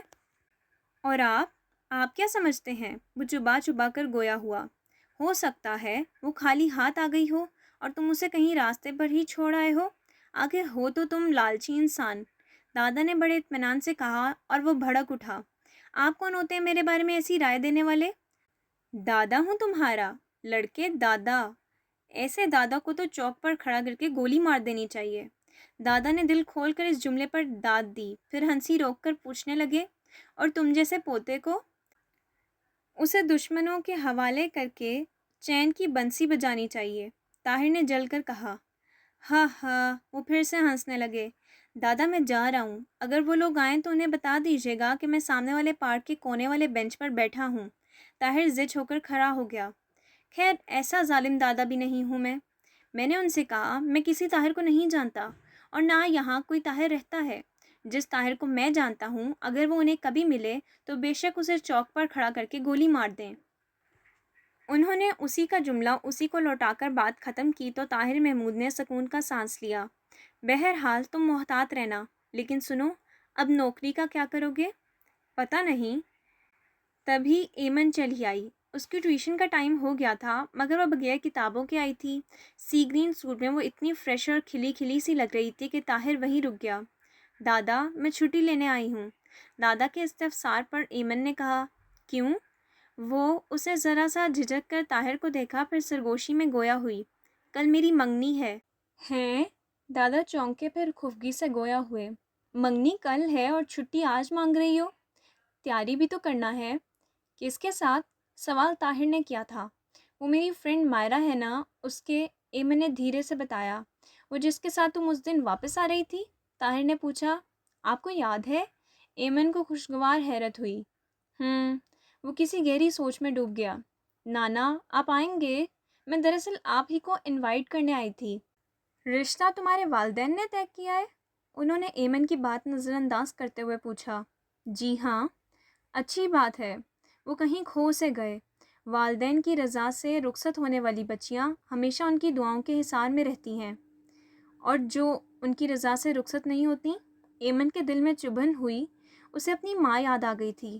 وہ کچھ نہیں بولے، گمسم ہو گئے اور یوں ہوئے کہ پھر کوئی بات ہی نہ کی، یہاں تک کہ وہ اکتا کر اٹھ گئی۔ رکو ایمن، میں چھوڑ آتا ہوں۔ طاہر بھی کھڑا ہو گیا۔ ایمن تم خوش ہو؟ راستے میں طاہر نے پوچھا۔ ایمن کچھ نہیں بولی، بس شرما کر منہ پھیر لیا۔ طاہر کو اپنے سوال کا جواب مل گیا تھا۔ سر، نانا کے ساتھ مسئلہ کیا ہے؟ وہ بات کرتے کرتے ایک دم چپ کیوں ہو گئے تھے، پھر بعد میں بولے ہی نہیں۔ بڈھے کا دماغ خراب ہے، اس نے جل کر سوچا۔ دراصل دادا کی بیٹی نے اپنی مرضی سے شادی کر لی تھی۔ دادا راضی نہیں تھے، اس نے گھر چھوڑ دیا اور کورٹ میرج کر لی۔ اوہ، بس دادا تب سے ناراض ہیں، بلکہ تھوڑے سنکی سے ہو گئے ہیں۔ ان کی بیٹی؟ سر، پسند کی شادی بری بات ہے؟ ایمن نے کچھ سوچتے ہوئے سوال کیا۔ حالات پر ڈپینڈ کرتا ہے، بعض حالات میں ہاں، بعض میں نہیں۔ مطلب؟ وہ الجھ گئی۔ بعض گھرانے ایسے ہیں جہاں لڑکی لڑکے کی پسند کو اہمیت دی جاتی ہے، تو ظاہر ہے وہاں یہ بات بری نہیں سمجھی جائے گی، مگر ایسے خاندانوں کی بھی کمی نہیں جہاں فیصلے کا اختیار والدین اپنے پاس رکھتے ہیں، خواہ اولاد کی پسند کچھ اور ہو، وہاں بغاوت جنم لیتی ہے۔ ایمن کسی گہری سوچ میں ڈوب گئی۔ کیا سوچنے لگی؟ طاہر نے گردن موڑ کر ساتھ چلتی لڑکی کو دیکھا اور ایک بار پھر عجیب سے احساسات کا شکار ہو گیا۔ سی گرین دوپٹے کے ہولے میں اس کا صبی مکھرا دمک رہا تھا، پیشانی پر ہلکے سے پسینے کے قطرے گویا نازک پھولوں پر ٹھہرے شبنم کے موتی لگ رہے تھے۔ سر، نانا کی بیٹی کا نام کیا ہے؟ اس نے یوں ہی برے سبیل تذکرہ پوچھا۔ سارا۔ ایمن کے قدم اپنی جگہ پر جم گئے۔ وہ بیچ رستے میں کھڑی ٹکر ٹکر طاہر محمود کو دیکھ رہی تھی۔ اگرچہ گرمیوں کا موسم تھا مگر شام خوشگوار تھی۔ سارا انتظام لان میں کیا گیا تھا۔ مالی نے جی جان سے لان کی کانٹ چھانٹ کی تھی۔ نوک برگ پر مچلتے پانی کے قطرے، کیاریوں میں کھلے سترنگے پھول اور پھولوں کی خوشبوؤں سے بوجھل فضا، جگہ جگہ چلتے پیڈسٹل فین مہمانوں کو گرمی کا احساس ہی نہ ہونے دے رہے تھے۔ مستعد بیرے سے مہمانوں کو کولڈ ڈرنک سرو کر رہے تھے۔ ایمن کی منگنی کا سامان مائرہ اور اس کا بھائی پہلے ہی لے کر آ گئے تھے۔ سارا سامان قیمتی اور لینے والے کے عمدہ ذوق کا مظہر تھا۔ سبھی کچھ آفان نے اپنی پسند سے خریدا ہے۔ مائرہ نے بتایا تو کچھ رشک کا شکار ہوئے تو کچھ حسد کا۔ کپڑا تو کچھ خاص نہیں، انگوری رنگ کے نازک کام والے سوٹ کا مہین سا دوپٹہ تھا اٹھا کر مومو نے ناک چڑھائی۔ تمہیں زیادہ پہچان ہے؟ اتنے سارے لوگوں کے درمیان مومو کا یوں کہنا جوجو کو برا لگا، اس لیے فوراً ٹوک دیا۔ جو سچ ہے وہی کہوں گی، وہ ناک چڑھا کر بولی۔ ہاں، کبھی کوئی اچھی چیز خریدی ہو تبھی اندازہ ہوتا ہے۔ مائرہ کہاں چھوڑنے والی تھی۔ ہاں، ہم تو فقیر ہیں۔ مومو لڑنے کو تیار ہو گئی۔ مومل، جوجو نے اس کا بازو کھینچ کر خاموش کروانا چاہا مگر وہ بازو چھڑا کر باہر نکل گئی۔ مائرہ نے ناک چڑھائی۔ جیلس۔ چپ کرو نا، ایمن نے دبی آواز میں روکا۔ وہ اس وقت بال شیمپو کر کے آئی تھی اور مائرہ اس کے لمبے بال سلجھا رہی تھی۔ لون میں جا کر مومل کی مزید جان جل گئی۔ بابر تندھی سے انتظامات میں لگا ہوا تھا۔ تم یہاں کیا کر رہی ہو؟ میرن نسا نے اسے یوں ہاتھ لٹکائے کھڑے دیکھ کر ٹوکا۔ تم سے میں نے کہا تھا۔ اف، وہ بری طرح جھنجھلا گئی۔ کہیں 2 گھڑی سکون نہیں۔ یہ سکون لینے کا کون سا وقت ہے؟ مومل، تم انتہائی کامچور ہوتی جا رہی ہو۔ میرونسا کہاں بخشنے والی تھی۔ مومل اور چڑھ گئی۔ حقیقت تو یہ تھی کہ وہ خود اپنے محسوسات سمجھنے سے قاصر تھی، لیکن لاشعوری طور پر وہ خود سے پہلے ایمن کی منگنی سے چڑھ گئی تھی۔ آخر وہ ایمن سے بڑی تھی۔ کالج میں سہیلیوں کے سامنے سبکی کا احساس زیادہ شدید تھا۔ آخر ایمن کیوں؟ اسے سمجھ میں نہیں آتا تھا کہ ایمن میں ایسی کون سی خاص بات تھی کہ عفان نے اسے پسند کیا۔ آخر وہ بھی تو اس تقریب میں شامل تھی۔ پوری تقریب میں وہ کٹی کٹی سی رہی۔ مائرہ کو میک اپ میں خاصی مہارت تھی۔ اس پر ہلکے پھلکے زیور اور خوبصورت لباس میں وہ بالکل پہچانی نہیں جا رہی تھی۔ وقار الحسن نے سجی سوری ایمن کو دیکھا تو بے اختیار سر پر بوسہ دے کر دعا دی، پھر آہستگی سے گویا ہوئے۔ میں اپنی کوتاہیوں کا بدلہ اسی صورت میں چکا سکتا تھا۔ ایمن نے نظریں اٹھا کر دیکھا تو ان کی آنکھوں میں آنسو چمکتے نظر آئے۔ وہ رو دیتی، مگر مائرہ اور جوجو اسے پکڑ کر آگے لے گئیں۔ ماشاء اللہ، ماشاء اللہ۔ ایمن کی گردن کچھ اور جھک گئی۔ اس کی نندوں نے پھولوں کے زیور پہنا کر سلامی دی۔ انگوٹھی مائرہ کی پھپھو نے پہنائی۔ مائرہ اس لیے بھی زیادہ خوش تھی کہ تقریب میں رضوان بھی موجود تھے۔ فضا میں ہلکی ہلکی ہنسی، دلکش پیرانوں اور شریر سی چھیڑ چھاڑ نے خوشگواریت پیدا کر دی تھی۔ ہر ایک خوش تھا، لیکن وہ ایک شخص جو اس پوری تقریب میں شامل تھا مگر دل سے نہیں، کہ اس کے دل پر چھڑیاں چل رہی تھیں۔ شاید آج سے پہلے اسے خود بھی اپنے جذبوں کا ادراک نہ ہوا تھا۔ وہ طاہر محمود تھا جو ششدر سا کھڑا یک ٹک سجی سوری ایمن کو دیکھ رہا تھا۔ اسے خود اپنے جذبوں کا ادراک اس لمحے ہوا جب ایمن کی انگلی میں کسی اور کے نام کی انگوٹھی پہنائی جا رہی تھی۔ کیا میں اس سے محبت کرنے لگا ہوں؟ سب سے آخری کرسی پر بیٹھتے ہوئے اس نے اپنا دل ٹٹولا۔ وہاں کچھ نہ تھا، بس ایک خالی پن۔ یہ خالی پن، محبت کا یہ اچھوتا احساس، اس کے لیے اتنا بھی اچھوتا نہ تھا۔ وہ ان جذبوں سے پہلے بھی آشنا تھا۔ ہاں، اس کی شدت میں فرق تھا۔ یہ روح کو کاٹنے والی کیفیت پہلے کبھی نہیں تھی۔ اس کا جی چاہا ایمن کے ہاتھ سے انگوٹھی نوچ کر دور پھینک دے۔ یہ سجی سوری گڑیا سی لڑکی اسے اپنی طرف کھینچ رہی تھی۔ اپنی ہی کیفیات سے گھبرا کر وہ تیزی سے کھڑا ہوا۔ جی سر۔ بابر فوراً اس کی طرف متوجہ ہوا کہ شاید کچھ چاہیے ہو۔ بابر، میں اب چلتا ہوں، لیکن سر ابھی تو کھانا۔ کوئی بات نہیں، ایمن کا گفٹ میں گھر بھول گیا ہوں، پھر کسی دن دے دوں گا، اس سے کہنا ادھار رہا۔ اس نے ایک حسرت بھری نگاہ اپنے سسرالیوں میں گھری ایمن پر ڈالی اور بابر کے بہت روکنے کے باوجود گھر چلا آیا۔ وہ فوراً کمرے میں جانا چاہتا تھا مگر دادا راستے میں آ گئے۔ تم ایمن کی منگنی پر گئے تھے؟ جی۔ اس نے کنی کترا کر نکل جانا چاہا۔ وہ کیسی لگ رہی تھی؟ انہوں نے اشتیاق سے سوال کیا تو طاہر کے قدم تھم گئے۔ کیسی لگ رہی تھی؟ اس کے تصور میں ایمن کا سراپا جگمگایا، ایسی کہ جی چاہتا تھا اسے چرا کر کہیں دور نکل جاؤں۔ دل نے چپکے سے خواہش کی۔ اچھی لگ رہی تھی۔ مزید کسی بھی سوال سے بچنے کے لیے وہ تیزی سے کمرے میں داخل ہو گیا۔ دادا وہیں بربراتے رہ گئے۔ چلو جلدی سے سارے گفٹس کھولو۔ جس وقت وہ کمرے میں تنہا بیٹھی ہاتھ کی انگلی میں پہنی انگوٹھی کو غور سے دیکھ رہی تھی، مومو اور جوجو کمرے میں آ گئیں۔ اس نے میک اپ نہیں اتارا تھا، کپڑے بھی نہیں بدلے تھے، دوپٹہ البتہ سر کے بجائے کندھے پر جھول رہا تھا۔ کھول لو۔ اس نے ایک طرف پڑے گفٹس کے چھوٹے سے ڈھیر کی طرف اشارہ کیا، جہاں سارے ہی گفٹس تھے، ماں سوائے ایک کے، جو بیڈ کے نیچے خاموشی سے اپنی باری کا منتظر تھا۔ یہ وہ گفٹ تھا جو مائرہ نے اسے کمرے میں آ کر چپکے سے تھماتے ہوئے کہا تھا، عفان کی طرف سے۔ اس نے وہ خوبصورت ریپر میں لپٹا گفٹ بیڈ کے نیچے چھپا کر رکھ دیا۔ جب تک مومو اور جوجو تحفے کھولتی اور تبصرے کرتی رہیں، ایمن کا دھیان بیڈ کے نیچے ہی بھٹکتا رہا۔ کیا ہو سکتا ہے؟ پرفیوم؟ کتاب جس کے پہلے صفحے پر خوبصورت ہینڈ رائٹنگ میں رومانٹک سی تحریر ہو؟ یا کوئی جیولری سیٹ؟ مومو اور جوجو کے تبصرے بے تکے بھی لگ رہے تھے اور ناگوار بھی، یہاں تک کہ تھوڑی دیر بعد انہوں نے خود ہی سب کچھ سمیٹ دیا۔ یار، میں تو بیٹھے بیٹھے تھک گئی۔ ایمن نیم دراز ہو گئی۔ دلہن بننے کی پریکٹس کرو، جوجو نے چھیڑا۔ مومو نے ایک بار پھر حسد اور رشک سے ایمن کو دیکھا، پھر دیکھتی رہ گئی۔ یہ کتنی خوبصورت لگ رہی ہے۔ جیولری بھی سنبھال لو اور کپڑے بھی بدل لو۔ اتنا نازک کپڑا ہے، کہیں سے مسک گیا یا کام خراب ہو گیا تو تم تو سگر بیبیوں کی طرح نصیحت کر رہی ہو۔ ایمن دل سے ہنسی تھی کہ اس کی ہنسی کی کھنک مومو کے اندر چبھن بن کر اتری۔ مجھے تو نیند آ رہی ہے۔ مومل کھڑی ہو گئی۔ جوجو نے حسب عادت ساری چیزیں سمیٹ کر ایک طرف رکھ دیں۔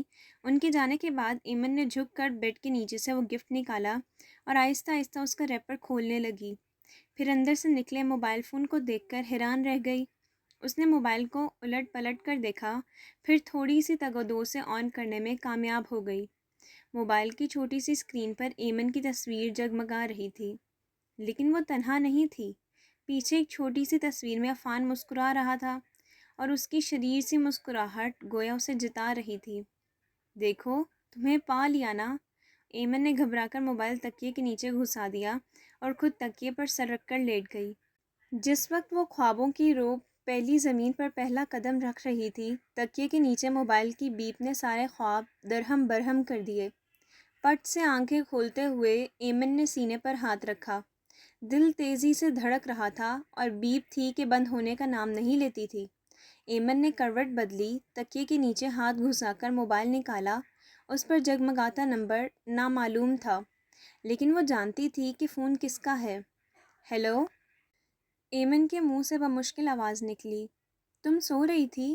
دوسری طرف آواز میں حیرت ہی حیرت تھی۔ نہیں بس۔ کیا بس؟ تم یقیناً سو رہی تھی۔ اگر سو بھی رہی تھی تو پھر؟ ایمن اس کے لہجے سے چڑ گئی۔ تمہیں میرے فون کا انتظار نہیں تھا؟ وہ کچھ ناراض ہوا۔ مجھے کیا معلوم تھا آپ فون کریں گے؟ ہاں، موبائل تو تمہیں میں نے بس دیکھنے اور کھیلنے کے لیے گفٹ کیا ہے۔ میں نے نہیں کہا تھا مجھے موبائل گفٹ کریں۔ اچھا، اس دن رضوان سمجھ کر فرمائش تو کر دی تھی۔ میں نے کی تھی، وہ تو اچھل پڑی، اسی لیے تو بھجوایا ہے۔ آپ ایک جھوٹے انسان ہیں۔ کتنی فضول لڑکی ہو، اپنے چند گھنٹے پرانے منگیتر کو جھوٹا کہہ رہی ہو۔ وہ تعصب سے کہہ رہا تھا، پھر لہجہ بدل کر قدرے دوستانہ انداز میں پوچھنے لگا، اچھا یہ تو بتاؤ آج تم کیسی لگ رہی تھی؟ تصویریں آئیں گی تو دیکھ لینا۔ ہلکی سی مسکراہٹ لبوں کو چھو گئی۔ سب کہہ رہے تھے وہ کسی دیس کی شہزادی لگ رہی تھی۔ مائرہ نے تو یہاں تک کہہ ڈالا عفان بھائی دیکھیں تو شاید ہوش ہی کھو بیٹھے۔ اسے بتانا چاہتی تھی مگر کہہ نہ سکی، بس خاموشی سے مسکراتی رہی اور اس کی مسکراہٹ کا گلا عفان کے اگلے جملے نے گھونٹ دیا، ہاں میک اپ وغیرہ سے شاید کچھ فرق پڑا ہو۔ آپ وہ اس سے زیادہ کچھ نہیں کہہ سکی۔ موبائل بند کر کے تکیے کے نیچے گھسایا اور خود تکیے میں منہ گھسیڑ کر لیٹ گئی۔ اسے عفان پر سخت غصہ آ رہا تھا۔ سماعتیں کسی انسنے خوبصورت جملے کی منتظر تھیں اور وہ تھا کہ پتھر سے برسا کر چلا گیا۔ ہاں، ایمن کو تو پتھر ہی لگے تھے۔ بعد میں وقفے وقفے سے گونجتی موبائل کی بیپ اسے ڈسٹرب کرتی رہی، لیکن ایمن نے فون ریسیو نہیں کیا۔ ہم قسمت کے مارے ہائے رہ گئے کوارے، گر تم ہو ہمارے تو لے آؤ چھہارے۔ وہ سب کی سب کورس میں تالیاں بجا بجا کر گا رہی تھیں۔ مٹھائی کا ڈبہ عین درمیان میں کھلا پڑا تھا۔ ایمن گھٹنوں پر ٹھوڑی ٹکائے سرخ چہرہ لیے انہیں دیکھ رہی تھی۔ صرف نائن تھی جس کی توجہ گانے کی بجائے مکمل طور پر مٹھائی کے ڈبے پر مرکوز تھی۔ کوئی نہیں جانتا تھا وہ اب تک کتنی مٹھائی کھا چکی ہے، یا پھر مومو جو دانستہ قدرے ہٹ کر بیٹھی اس ہنگامے کو بیزاری اور خوف سے دیکھ رہی تھی۔ لڑکیاں ارد گرد سے گزرتے ہوئے اس شور شرابے کو خاصی دلچسپی سے دیکھ رہی تھیں۔ تصویریں کورس ختم ہوتے ہی مطالبہ پیش ہوا، کل تک آ جائیں گی۔ جواب جوجو نے دیا تھا، ایمی ہاؤ لکی یو آر۔ منگنی کروا لینے سے کوئی لکی تھوڑی ہو جاتا ہے، مومو نے ناک چڑھاتے ہوئے کہا تھا۔ ہم سے پوچھو، گھر والے ہمیں ابھی تک بچہ سمجھتے ہیں اور اگلے کئی سالوں تک ان کا ارادہ ہمیں ننھی منی بچیاں ہی سمجھنے کا ہے۔ کسی نے بے حد حسرت سے کہا، مومو اب تم بھی کروا لو۔ مومل اس مشورے پر سلگ کر رہ گئی، سوری مجھے ابھی بہت پڑھنا ہے۔ تم نے کیا پڑھ کر تیر مار لینا ہے؟ اینڈ تو یہی ہے شادی۔ مومو کی بھی کر دیں گے۔ جو مومو کا خراب ہوتا موڈ دیکھ کر جلدی سے بولی، پہلے ایک کی مٹھائی تو ہضم کر لو۔ مٹھائی؟ سب نے قریب قریب خالی ہوتے ڈبے کو دیکھا۔ مٹھائی کدھر گئی؟ کون کھا گیا؟ ہم نے تو ابھی تک چکھی بھی نہیں۔ میں تو مٹھائی زیادہ کھاتی نہیں ہوں، ہمارے ہاں خاندانی شوگر کا مرض ہے۔ نائن نے ہاتھ جھاڑے۔ یہ امیروں والی بیماری تمہارے خاندان میں کہاں سے آ گئی؟ ایک تیز ترار لڑکی نے جملہ کسا۔ Excuse me? نائن نے ابرو اچکائے۔ پیاز سے روٹی کھانے والوں کو شوگر نہیں ہوا کرتی، ایک لڑکی نے سرگوشی میں جوجو سے کہا۔ شکر تھا یہ جملہ نائن کے کانوں میں نہیں پڑا۔ ایمن، تمہیں گفٹ کیا ملا؟ بہت سے ملے تھے۔ اب تک خاموش بیٹھی ایمن نے سیدھی ہو کر بیٹھتے ہوئے جواب دیا۔ Special gift? ہاں ہاں اسپیشل گفٹ۔ ان کے شور نے درختوں پر بیٹھے چڑیا کوے اڑا دیے۔ ایمن نے آہستگی سے دائیں طرف پڑا بیگ سامنے کیا، پھر اس میں سے موبائل نکال کر سامنے رکھ دیا۔ مومو اور جوجو کی تحیر بھری نگاہیں آپس میں ٹکرائیں۔ ایمن نے ہمیں کیوں نہیں دکھایا؟ بے اختیار شکوہ سا دل میں پیدا ہوا۔ وہ اس کی بہنیں تھیں، اصولاً ایمن کو پہلے انہیں بتانا اور دکھانا چاہیے تھا۔ کل رات وہ کتنی دیر تک اس کے پاس بیٹھی رہی تھیں، ہم نے اس سے پوچھا بھی تو نہیں۔ لڑکیوں کی او ہو واؤ کے درمیان جوجو نے سوچا تھا۔ 15 مسڈ کالز۔ سائرہ نے موبائل کھول لیا تھا، اور وہ بھی ایک ہی نمبر سے۔ کس کا ہے؟ کس کا ہے؟ ہمارے جیجا جی کا ہوگا، اور کس کا؟ فضا نے ایمن کو ٹہوکا دیا تو اس کی مسکراہٹ نے تصدیق کی مہر لگا دی۔ جلدی جلدی بولو، کیا کیا باتیں ہوئیں؟ ایمن کا حلق کڑوا ہو گیا۔ کیسی فضول لڑکی ہو! میک اپ وغیرہ سے شاید کچھ فرق پڑا ہو۔ نہ رومانٹک ڈائلاگ، نہ کوئی خوبصورت نظم، وہ بتاتی بھی تو کیا؟ سینسر کے بغیر اسے سوچ میں ڈوبا دیکھ کر انہوں نے شور مچایا۔ اب وہ بیچارہ موبائل پر کیا کر سکتا ہے؟ نائن اطمینان سے بولی۔ فضول بات، کچھ نے انجوائے کیا، کچھ نے ناک چڑھائی۔ Everything is fair in love, sweetheart. نائن نے اپنے سر پر رکھے گھونسلے کے بکھرے تنکے دونوں ہاتھوں سے سمیٹتے ہوئے کہا۔ نائن، تم نے کبھی کسی سے محبت کی ہے؟ مومل نے اس کے نظریے سے متاثر ہو کر پوچھا۔ یس، I am in love, nine نے فخر سے جواب دیا۔ کون ہے وہ؟ لڑکیوں میں تجسس بیدار ہوا۔ آف کورس، روشن۔ نائن نے بچی کچی گلاب جامنوں میں سے ایک اٹھائی۔ وہ بھی تمہیں چاہتا ہے؟ مومل نے حسرت اور اشتیاق سے نائن کو دیکھا۔ وہ نفاست سے گلاب جامن کھا رہی تھی، اس لیے محض اسبات میں سر ہلا دیا۔ تو کیا تم لوگ فون پر ہی؟ لڑکی نے دانستہ جملہ ادھورا چھوڑا۔ باقی سب کھی کھی کر کے ہنسنے لگیں۔ نائن نے جن 2 انگلیوں میں گلاب جامن تھاما، اسے جھاڑتے ہوئے غور سے اس لڑکی کو دیکھا۔ یہ مریم تھی، اور اس سے قبل پیاز سے روٹی کھانے والا طنز بھی اسی نے کیا تھا۔ نائن اس کو اچھی طرح پہچانتی تھی، اور وہ نائن کو۔ بتاؤ نا نائن، سائرہ نے ٹہوکا دیا۔ نائن کچھ نہیں بولی، بس مانی خیزی سے مسکراتی رہی۔ اف ہو، تم لوگ نائن بیچاری کے پیچھے پڑ گئی ہو۔ مومل نے تیزی سے موضوع بدلا۔ ہماری کلاس سٹارٹ ہونے والی ہے۔ اس نے محفل کو درہم برہم کرنا چاہا۔ کلاس شروع ہونے کے خیال نے سب کو الرٹ کر دیا۔ سب نے ایک بار پھر ایمن کو مبارکباد دی۔ بچی ہوئی مٹھائی ایمن سے جھوٹی کروا کر اس دعا کے ساتھ کھائی گئی کہ جلد سے جلد وہ لوگ بھی منگنی شدہ کی فہرست میں آ جائیں۔ دھیرے دھیرے محفل برخاست ہونے لگی۔ آخر میں نائن کے ساتھ وہ تینوں مٹھائی کا خالی ڈبہ اور پیپسی کی خالی بوتلیں رہ گئیں۔ تم نے پیریڈ نہیں لینا؟ جوجو نے بھی کھڑے ہو کر کپڑے جھاڑے۔ میں فری ہوں، ایمن نے اس کی طرف دیکھے بغیر جواب دیا۔ وہ فری نہیں تھی، صرف ایک خوبصورت احساس میں گھری، اس احساس کے زائل ہونے کے ڈر سے وہاں سے ہلنا نہیں چاہتی تھی۔ لڑکیوں کی باتوں نے اسے اس منگنی اور اپنے اہم ہونے کا احساس دلایا تھا۔ اور تم؟ جوجو نے مومو کو وہیں جمے دیکھ کر پوچھا۔ وہ نائن کو دیکھ رہی تھی جو گھاس سے اٹھ کر ایک کرسی پر بیٹھی چھوٹی سی پہاڑی پر اگے رنگ برنگے پھولوں کو دیکھ رہی تھی۔ یہ چھوٹی سی پہاڑی عین کینٹین کے سامنے مصنوعی طور پر بنائی گئی تھی، اور یہ لڑکیوں کا پسندیدہ اسپاٹ تھا۔ میں فری ہونا چاہتی ہوں، اس کے ممکنہ لیکچر سے بچنے کے لیے مومل نے قدرے رکھائی سے جواب دیا تھا۔ ہم آلریڈی ایک پیریڈ فری گزار چکے ہیں، جوجو نے چبا چبا کر کہا۔ مومل نے کھا جانے والی نظروں سے جوجو کو گھورا، پھر بادل نخواستہ کھڑی ہو گئی۔ ورنہ جوجو نے گھر جا کر شکایت لگانی تھی، اور وہ اس معاملے میں پہلے بھی کئی بار سخت سن چکی تھی۔ نائن، تم نہیں جاؤ گی؟ نہیں، تم جاؤ، نائن نے اطمینان سے کہا۔ مومل اور نائن کا یہ پیریڈ ایک ساتھ تھا، اسے اکیلے جاتے ہوئے خاصی کوفت ہوئی۔ ایمی، نائن نے پکارا۔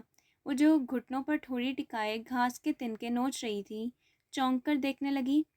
تمہارے موبائل میں بیلنس ہے؟ ہاں، مجھے ایک مختصر سی کال کرنا ہے۔ ایمن نے موبائل اس کی طرف بڑھا دیا۔ وہ یوں بھی اس وقت تنہائی چاہتی تھی۔ نائن موبائل لے کر قدرے فاصلے پر چلی گئی اور گراؤنڈ کا طول و عرض ناپتے ہوئے کسی سے باتیں کرنے لگی۔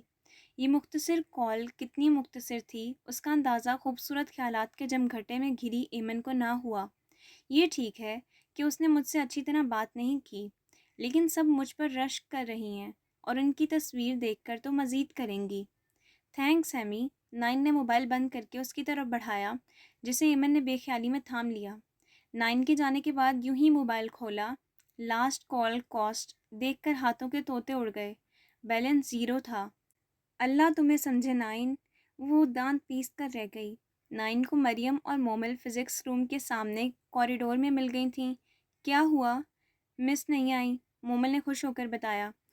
ایسے مواقع بہت کم آتے تھے جب وہ جوجو کے بغیر نائن سے مل کر اپنے پسندیدہ موضوع پر گفتگو کر سکیں۔ آؤ گراؤنڈ میں چل کر بیٹھتے ہیں، فوارے کے پاس، مومو نے فوراً ہی آفر کی۔ تم چلو، مجھے مریم سے کچھ بات کرنا ہے۔ نائن کی نگاہیں مریم کے چہرے پر جمی تھیں۔ وہ گھبرا گئی۔ کیا بات کرنی ہے؟ مومو کو تو جانے دو، پھر بتاتی ہوں۔ وہ دونوں ہاتھ کمر پر ٹکا کر اطمینان سے بولی۔ جلدی آنا۔ مومو کوریڈور کی سیڑھیاں اتر کر گراؤنڈ کی طرف چل دی۔ پیاز سے روٹی کھانے والوں کو شوگر نہیں ہوتی۔ نائن کی آنکھوں میں جارحانہ کیفیت بیدار ہوئی۔ دیکھو، میں نے یوں ہی ایک بات کی تھی۔ مریم خائف سی ہو گئی۔ کوریڈور سنسان تھا۔ تم اس سے قبل بھی بہت سی باتیں یوں ہی میرے بارے میں مومل سے کر چکی ہو۔ میں نے اس سے کچھ نہیں کہا۔ مریم نے تیزی سے انکار کیا۔ لیکن اس نے مجھے بہت کچھ بتایا ہے۔ مجھے لائبریری جانا ہے۔ مریم نے کھسکنا چاہا۔ جاؤ، میں نے کب روکا ہے؟ نائن نے رستہ دیا۔ وہ جیسے ہی آگے بڑھی، نائن نے اس کا کیچر گھسیٹ لیا۔ پھر پورے کالج نے دیکھا۔ مریم بکھرے بال، سرخ چہرہ لیے آگے تھی اور نائن اس کے پیچھے۔ پھر نائن نے مریم کو پورے کالج کی سیر کروائی۔ آج کے بعد مریم کم از کم نائن کے بارے میں کوئی بات نہیں کر سکتی تھی۔ ایمی، تم نے ہمیں عرفان بھائی کے گفٹ کے بارے میں کیوں نہیں بتایا؟ جوجو سے رہا نہ گیا تو شکوہ کر بیٹھی۔ تربوز کو نفاست سے کیوبز کی شکل میں کاٹتے ہوئے ایمن کا ہاتھ ذرا دیر کو رکے۔ وہ سمجھ نہ سکی کہ جوجو کے اس شکوے کا کیا جواب دے، سو بنا جواب دیے دوبارہ سے تربوز کاٹنے لگی۔ تم ہمیں اپنا نہیں سمجھتی ہو؟ سنک کے پاس کھڑی جوجو نے بے حد افسوس سے سر ہلایا۔ دھلے ہوئے برتن ریک میں لگ چکے تھے۔ وہ فارغ تھی، بس ایمن سے جواب سننے کے لیے وہاں کھڑی تھی۔ ایسی کوئی بات نہیں جوجو، ایسی بات ہے، جوجو زور دے کر بولی۔ تم نے دکھانا تو ایک طرف، بتانا بھی گوارا نہیں کیا۔ کتنی سبکی ہوئی سہیلیوں کے سامنے، جب ہم بیوقوفوں کی طرح ایک دوسرے کو دیکھ رہی تھیں۔ ایمی، تم نے واقعی ہمیں اپنا نہیں سمجھا۔ کچھ بھی ہو، ہمارے درمیان لاکھ اختلاف سہی، ہم ہیں تو بہنیں، سگی نہ سہی، مگر جوجو، تم بالکل غلط سمجھی ہو۔ میں دکھانا چاہتی تھی، پھر سوچا نہ جانے تم لوگ کیا سمجھو، کیا کہو۔ یہ بات تم نے سب کو کالج میں دکھاتے ہوئے تو نہیں سوچی؟ ایمی، میں غلط نہیں سمجھی، تم اب خواہ بہانے بنا رہی ہو۔ دراصل تم نے ہمیں اس قابل ہی نہیں جانا۔ وہ نہ روٹھے پن سے کہہ کر باہر نکل گئی۔ ایمن نے بے بسی سے سامنے پڑے تربوز کو دیکھا۔ انہیں موبائل نہ دکھانے کی کوئی خاص وجہ اس کے ذہن میں نہیں تھی۔ بس گو مگو کی کیفیت میں رہی، دکھائے یا نہ دکھائے، اور جوجو نے نہ جانے کیا کچھ سوچ لیا۔ یہی شکوہ مومل نے مہرالنساء سے بھی کیا تھا۔ مہرالنساء کچھ لمحے مومل کا چہرہ دیکھتی رہیں، پھر بے حد درشتی سے کہا، اس کے معاملات میں دخل اندازی کی ضرورت نہیں۔ مومل منہ بنا کر رہ گئی۔ لیکن ہمارے درمیان ایسی کوئی ریلیشن شپ بھی تو نہیں۔ لاؤنج تک تربوز سے بھرے ٹرے لے جاتے ہوئے ایمن نے کئی بار سوچا، لیکن جوجو نے کبھی میرے ساتھ برا نہیں کیا۔ ٹرے سب کے سامنے رکھتے ہوئے ایمن نے سوچا، پھر باہر نکل آئی۔ وقار الحسن نے ایمن کو الجھا ہوا دیکھا تو بے چین ہو گئے۔ آج رات کی فلائٹ سے انہیں واپس چلے جانا تھا۔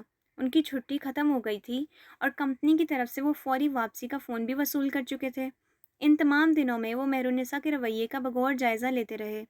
ایمن کے ساتھ ان کا برتاؤ انہیں بس لیے دیے ہی تھا۔ وہ عموماً ایمن کے معاملات میں دخل اندازی نہیں کرتی تھیں۔ کیا یہ میرے آنے کی وجہ سے ہے؟ انہوں نے ایک دم ایمن سے بھی پوچھ لیا۔ نہیں، ابھی کچھ عرصہ ہوا انہیں یہ نیا بحروب بھرے۔ وہ تلخی سے گویا ہوئی۔ وہ دونوں نہیں جانتے تھے کہ بابر کے انجینئرنگ یونیورسٹی میں داخلے نے انہیں سر تا پا بدل دیا تھا۔ یونیورسٹی کی بھاری فیس وقار الحسن نے کمپنی سے قرض لے کر دی تھی کہ جمع جتھا تو پاس تھا نہیں۔ ان کا بیٹا اپنا کیریئر بنانے کے لیے ہاتھ پاؤں مار رہا تھا۔ ان کی ذرا سی لغزش اس کا راستہ کھوٹا کر دیتی۔ اپنے بیٹے کے واسطے وہ ایمن اور سارہ سے اپنی ساری قدورت بھول چکی تھی، یا اگر بھولی نہیں تو دفن ضرور کر دی تھی۔ وقار الحسن سب کے درمیان سے اٹھ آئے۔ ایمن اپنے کمرے میں تھی۔ وقار الحسن ہلکی سی دستک کے بعد کمرے میں داخل ہوئے تو وہ موبائل ہاتھ میں لیے کسی سوچ میں ڈوبی ہوئی تھی۔ وقار الحسن موبائل اس کے ہاتھ میں دیکھ کر چونکے، مگر پوچھا کچھ نہیں۔ کیا بات ہے، ہماری بیٹی نے تربوز نہیں کھایا؟ یوں ہی ڈیڈی، موڈ نہیں تھا۔ وہ سیدھی ہو کر بیٹھ گئی، موبائل چھپایا نہیں، بس ہاتھ میں لیے رہی۔ وقار الحسن اس سے چھوٹی چھوٹی باتیں کرنے لگے، کالج کی، مستقبل کی، پھر رخ عفان کے گھر والوں کی طرف ہو گیا۔ میں ان سے مل کر بہت خوش ہوا ہوں، اور مطمئن بھی۔ وہ پڑھے لکھے اور روشن خیال لوگ ہیں، مجھے یقین۔ وہ ایک پل کو رک کر لفظوں پر غور کرنے لگے، پھر سر جھٹک کر گویا ہوئے۔ میری دعا ہے کہ تم سدا سکھی رہو، خدا تمہیں سکون عاش نہ رکھے، تمہاری زندگی کے ساتھی کو تمہارے لیے گھنی چھایا بنا دے۔ خدا نے تمہارے لیے اچھے لوگوں کا انتخاب کیا ہے۔ زندگی میں مشکلات آئیں گی، مگر عفان تمہارا محافظ بن جائے گا، اس کے ساتھ مشکلات میں آسانی پیدا کرے گا۔ میں نے زندگی میں کبھی دعا نہیں کی، مگر میں تمہارے لیے ہر وقت دعا کرتا ہوں ایمن۔ وقار الحسن کا ہاتھ اس کے سر پر ٹکا تھا۔ ایمن کی آنکھوں سے ٹپ ٹپ آنسو بہنے لگے۔ تم چھوٹی بچی کی طرح بہیو کر رہی ہو، تمہیں بڑا ہو جانا چاہیے امی۔ انہوں نے آہستگی سے بیٹے کے آنسو صاف کیے۔ آپ آج چلے جائیں گے؟ ایمن نے سر اٹھا کر انہیں دیکھا۔ جانا تو ہے، میں آپ کو بہت مس کرتی ہوں۔ میں بھی کرتا ہوں، انہوں نے برجستہ کہا، لیکن مجھے لگتا ہے ایسا نہیں ہے۔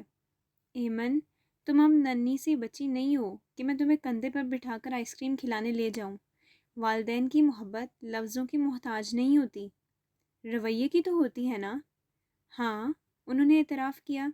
مجھے اپنی کوتاہی، پلیز ڈیڈی، ایمن نے تیزی سے بات کاٹی۔ اسے شرمندہ سے وقار الحسن اچھے نہیں لگے۔ تم اس منگنی سے خوش تو ہو؟ ایمن نے مسکرا کر سر جھکا لیا۔ یہ ہلکی سی مسکراہٹ وقار الحسن کے سوال کا جواب تھی۔ میں اگلے 1-2 سالوں میں تمہاری شادی کرنا چاہتا ہوں۔ وقار الحسن نے ایمن کے چہرے پر رد عمل تلاشنا چاہا، مگر وہ چہرہ جھکائے ہوئے تھی۔ وقار الحسن جانتے تھے کوئی باپ اپنی بیٹی سے اس قسم کی باتیں نہیں کرتا۔ یہ باتیں ماں کے کرنے اور سمجھانے کی ہوتی ہیں، مگر ماں، وہ فیصلہ نہیں کر پائے کہ مہرالنساء کو اس درجے پر رکھیں یا نہیں۔ کیا وہ یہ سب ایمن کو ماں ہونے کی حیثیت سے سمجھا سکتی تھی؟ انہیں جواب نفی میں ملا تھا۔ وہ اچھی طرح سمجھ چکے تھے کہ مہرالنساء سب کچھ ہو سکتی تھی، مگر ایمن کی ماں نہیں۔ شادی بذات خود ایک ذمہ داری ہے۔ میں چاہتا ہوں تم خود کو ذہنی طور پر ہر قسم کی صورتحال کے لیے تیار رکھو۔ وقار الحسن نے خود کو بے بس سا محسوس کیا۔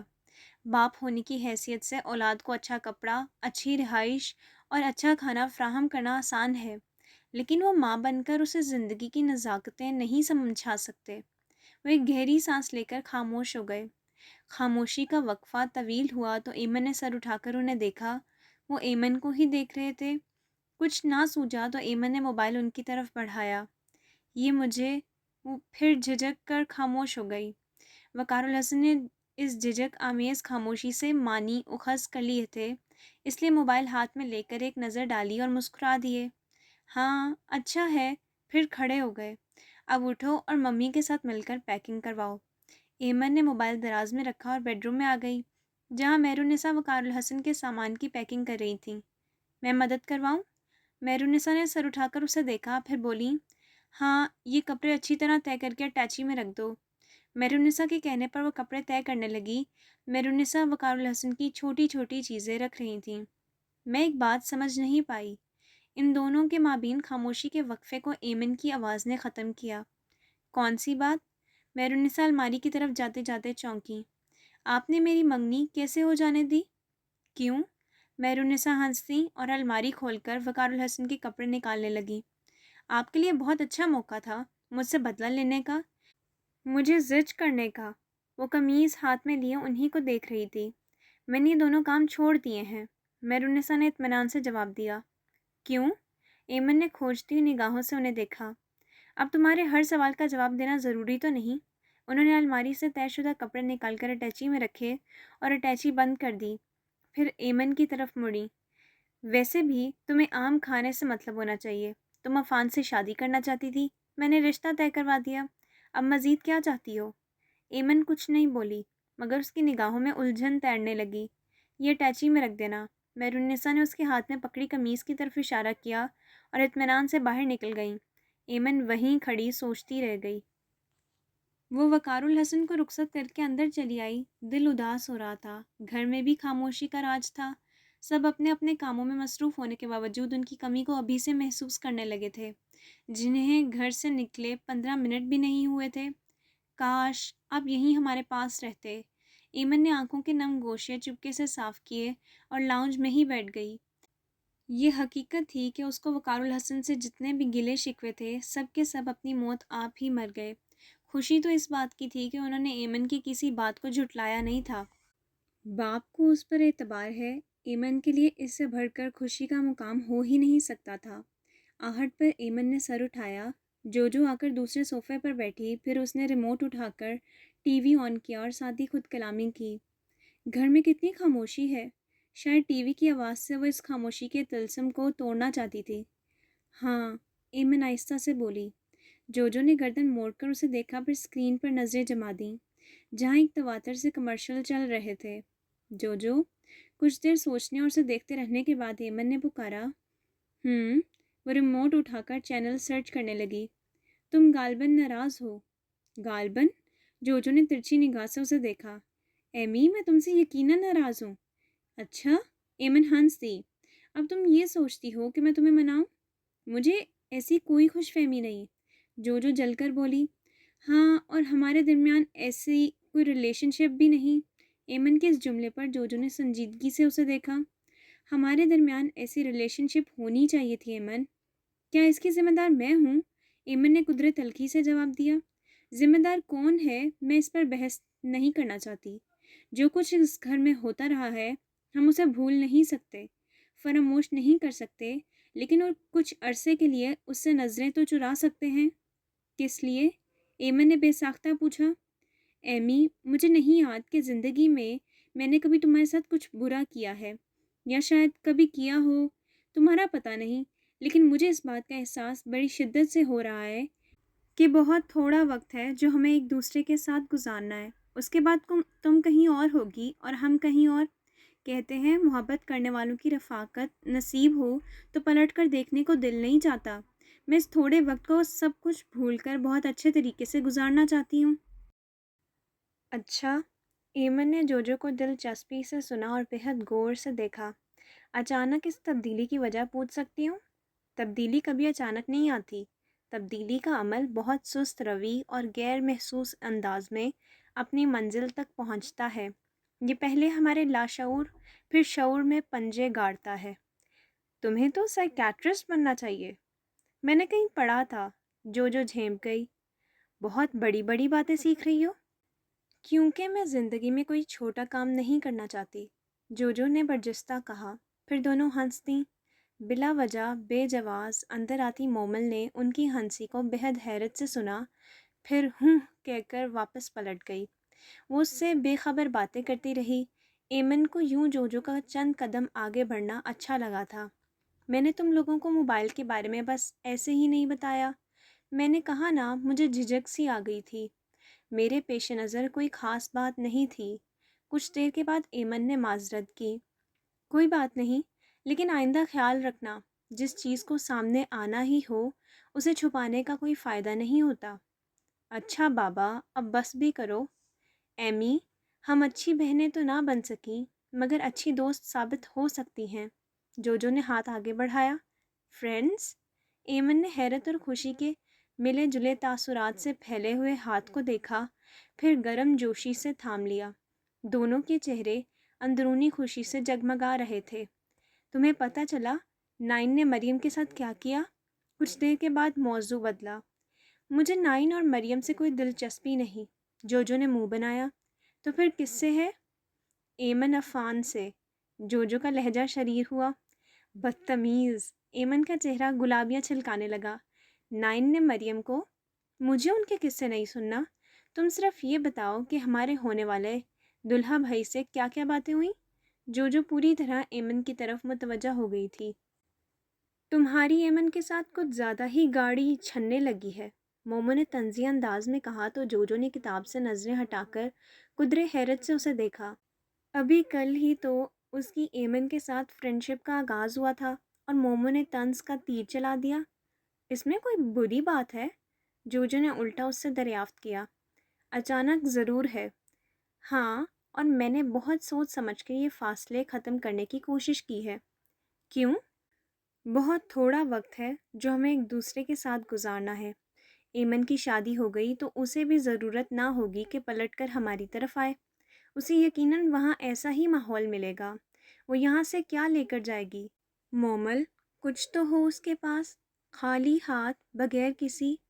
میرا خیال ہے، مومل نے اس کی سنجیدگی سے چڑھ کر ٹوکا، ڈیڈی نے اس کے لیے کافی کچھ جمع کر رکھا ہوگا۔ میں اس جہیز کی بات نہیں کر رہی جو چیزوں کی شکل میں اسے دیا جائے گا۔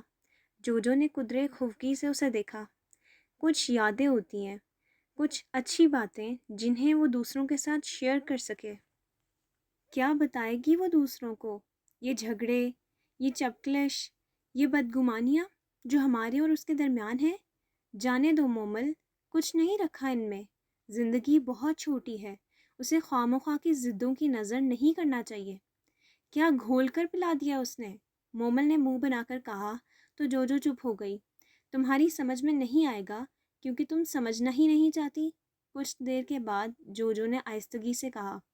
تبھی ایمن چلی آئی، لیمن کلر کے سوٹ میں، نکھری نکھری، ہاتھ میں مٹھائی کا ڈبہ لیے۔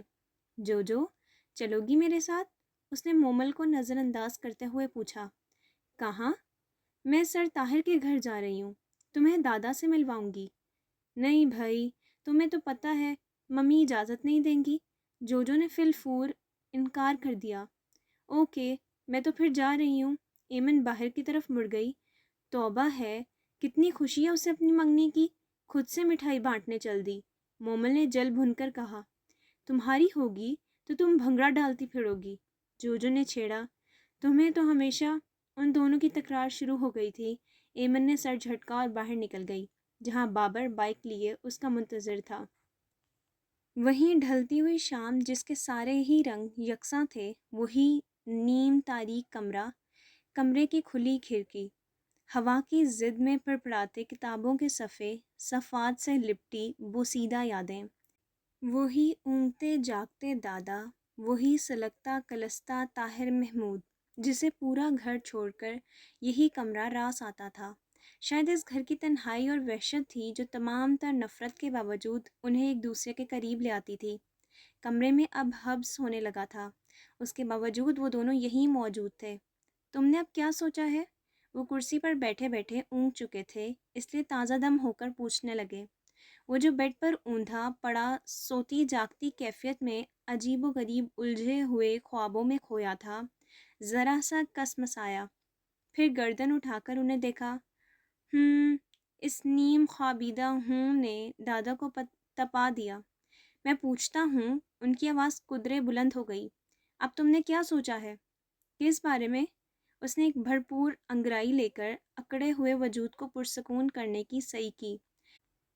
پورا وجود پسینہ پسینہ ہو رہا تھا۔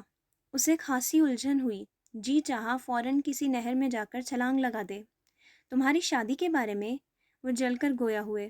میرا ابھی کئی سالوں تک کوئی ارادہ نہیں، اس نے اطمینان سے کہا اور اٹھ کر بیٹھ گیا۔ یہ تمہارا نہیں، تمہارے نصیب کا فیصلہ ہے۔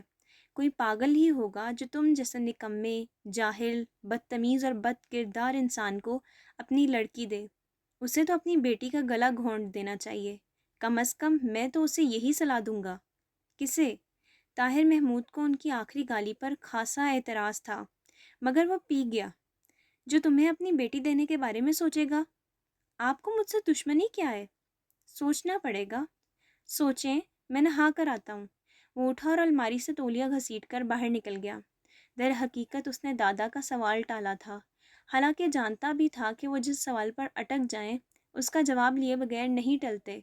تبھی جب وہ نہا کر قدرے فریش موڈ کے ساتھ تولیے سے بال رگڑتا واپس آیا تو دادا نے وہی سوال دوبارہ سے داغ دیا۔ اب کے الفاظ واضح تھے، تم نے نوکری کے بارے میں کیا کیا؟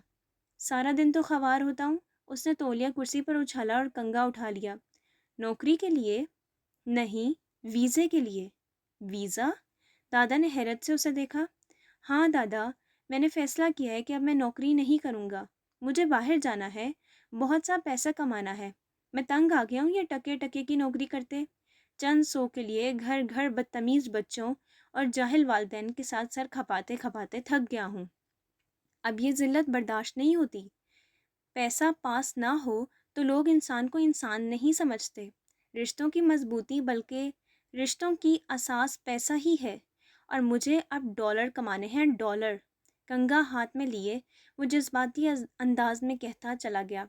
दादा ने उसकी बात को इस्तेहज़ाइया अंदाज में मुस्कुराते हुए सुना, फिर पूछने लगे, और तुम्हें ये वीज़ा देगा कौन? अभी बाहर वालों पर इतना बुरा वक्त नहीं आया। बाहर वालों का आया है या नहीं, मगर मेरा अच्छा वक्त ज़रूर आने वाला है। अच्छा, और वीज़े के लिए रकम कहाँ से आएगी? आपके ख़जाने से, ताहिर महमूद ने इत्मीनान से कहा। इस भूल में मत रहना, वो गर्राए। रकम का बंदोबस्त हो जाएगा, आप फिक्र ना करें। तभी कमरे के दरवाजे पर दस्तक के साथ खनकती हुई आवाज़ आई, अस्सलामुअलैकुम नाना। और नाना गोया खिल से गए। आओ आओ। शायद पहली बार उन्होंने एमन की आमद पर फौरी तौर पर खुशी का इजहार किया था। ताहिर महमूद ने आईने में मुनक्किस होते एमन के अक्स को देखा, फिर बहुत देर तक देखता रहा। ये लड़की उसके हवासों पर सवार होने लगी थी। वो चाहता तब भी उसे अपने तसव्वुर से अलग न कर पाता। एमन आकर दादा के करीब पड़ी दूसरी कुर्सी पर बैठ गई। मिठाई का डब्बा दरमियान में बड़ी मेज़ पर रख दिया था। सर, आप कैसे हैं? दादा की खैरियत दरियाफ्त करने के बाद उसने ताहिर महमूद से पूछा तो वो चौंक सा गया। अच्छा हूँ। हा हा हा, दादा ने बेसाख्ता कह कहा लगाया। ये तुम्हारी गलत फहमी है। एमन ने बमुश्किल अपनी हंसी जब्त की। ताहिर महमूद बस घूर कर रह गया। अब जल्दी जल्दी डब्बा खोलो, मुंह मीठा करें, मैं आज बहुत खुश हूँ। उन्होंने डब्बे की तरफ हाथ बढ़ाया। नहीं, एमन ने डब्बे पर अपना हाथ रखा। मैं आपसे नाराज़ हूँ नाना जान। क्यों नाना की जान, नाराज़ किस लिए हो? दादा का लहजा यकसर बदला हुआ था। कम अज़ कम जब से ताहिर महमूद यहाँ आया था, उसने पहली बार इस गुस्सीले बुढ़े के अंदाज में ये खनकती खुशी महसूस की थी। क्या ये इस लड़की की आमद का एजाज़ है? आप आए नहीं, मैंने बहुत इंतज़ार किया। एमन ने शिकवा किया। मैंने बताया तो था कि नहीं आ सकूँगा। फिर भी मुझे उम्मीद थी। तुमने महसूस ही नहीं किया। मैं वहीं तुम्हारे आसपास ही था। तुमने मेरी दुआओं के हसार में अंगूठी पहनी थी। मेरी नेक ख्वाहिशात का साया तमाम वक्त तुम्हारे सर पर बादल की तरह छाया किए रख रहा। बस तुमने महसूस ही नहीं किया। ये वो दुआएं थीं जो मैंने किसी और के लिए संभाल कर रखी थीं। ये वो ख्वाहिशात थीं जो किसी और के हवाले से मेरे दिल में लगे। ये वो अरमान थे जो किसी और तरह से पूरे होने थे। सब के सब तुम्हारे हिस्से में आ गए। सब दुआएं तुम पर निछावर हो गईं। बहुत संभाल कर रखी गईं दुआएं बहुत मौके पर काम आई। मुझे खुशी है कि काम आई हैं, रायगान नहीं गईं। वह जज्ब के आलम में बोलते गए। एमन मुतहय्यर से उन्हें देख रही थी। फिर उसने बहुत उलझ कर पूछा, नाना, आप मुझसे इतना प्यार क्यों करते हैं? वो आंखें बंद करके बैठ गए। आंखें खोलकर उसे देखने लगे। उन आंखों में क्या था? शफकत और मोहब्बत का ठाठे मारता समुंदर। एक प्यास, एक हसरत। वो आंखें बिन बरसे बादल की तरह थीं जो अब मज़ीद अपने अंदर नमकीन पानियों का बोझ नहीं सुहार सकता। उन्होंने हाथ बढ़ाकर आहिस्तगी से उसकी आंखों को छुआ, फिर पेशानी को। बूढ़े लबों पर बरसों पर अनादम तोड़ता बोसा बेताब हो गया। उन्होंने दोनों हाथों में उसका चेहरा थामा। नाना, क्या रिश्ता है मेरा और आपका? एमन ने सरगोशी में सवाल किया। एक ही तो रिश्ता है। एक आह उनके लबों से आज़ाद हुई। क्या? एमन की सरगोशी बेताबी में ढल गई। एक ही तो रिश्ता है। तुम तुम मेरी सारा की बेटी हो। तुम मेरी नवासी हो एमन। एमन के साथ साथ ताहिर महमूद भी शशदर रह गया। एमन अपनी जगह से हिल ना सकी। ताहिर महमूद ने दादा को देखा, कुछ कहना चाहा, फिर झुंझलाकर बाहर निकल गया।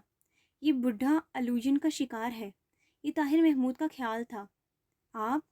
आप लफ्ज़ एमन के लबों पर ही दम तोड़ गए। हाँ, तुम मेरी सारा की निशानी हो। तुम उसी का जिगरे गोशा हो। तुमने नहीं, لیکن میں نے تمہیں دیکھا تھا، میں نے تمہارے ننھے منھے ہاتھوں کو چھوا تھا، تمہارے پھولے پھولے گالوں پر کئی بوسے دیے تھے، تمہاری گلابی منی سی ایڑیوں کی نرمی محسوس کی تھی۔ جب تم بے بسی اور معصومیت کا امتزاج بنی اس حیرت کدا کو اپنی شگاف نگاہوں سے دیکھ رہی تھی تو تم نے میری انگلی تھامی تھی، بس ایک لمحے کو، بس ایک لمحے کو۔ وہ لمحہ آج بھی اس ہتھیلی میں محفوظ ہے، بہت سنبھال کر رکھا ہے۔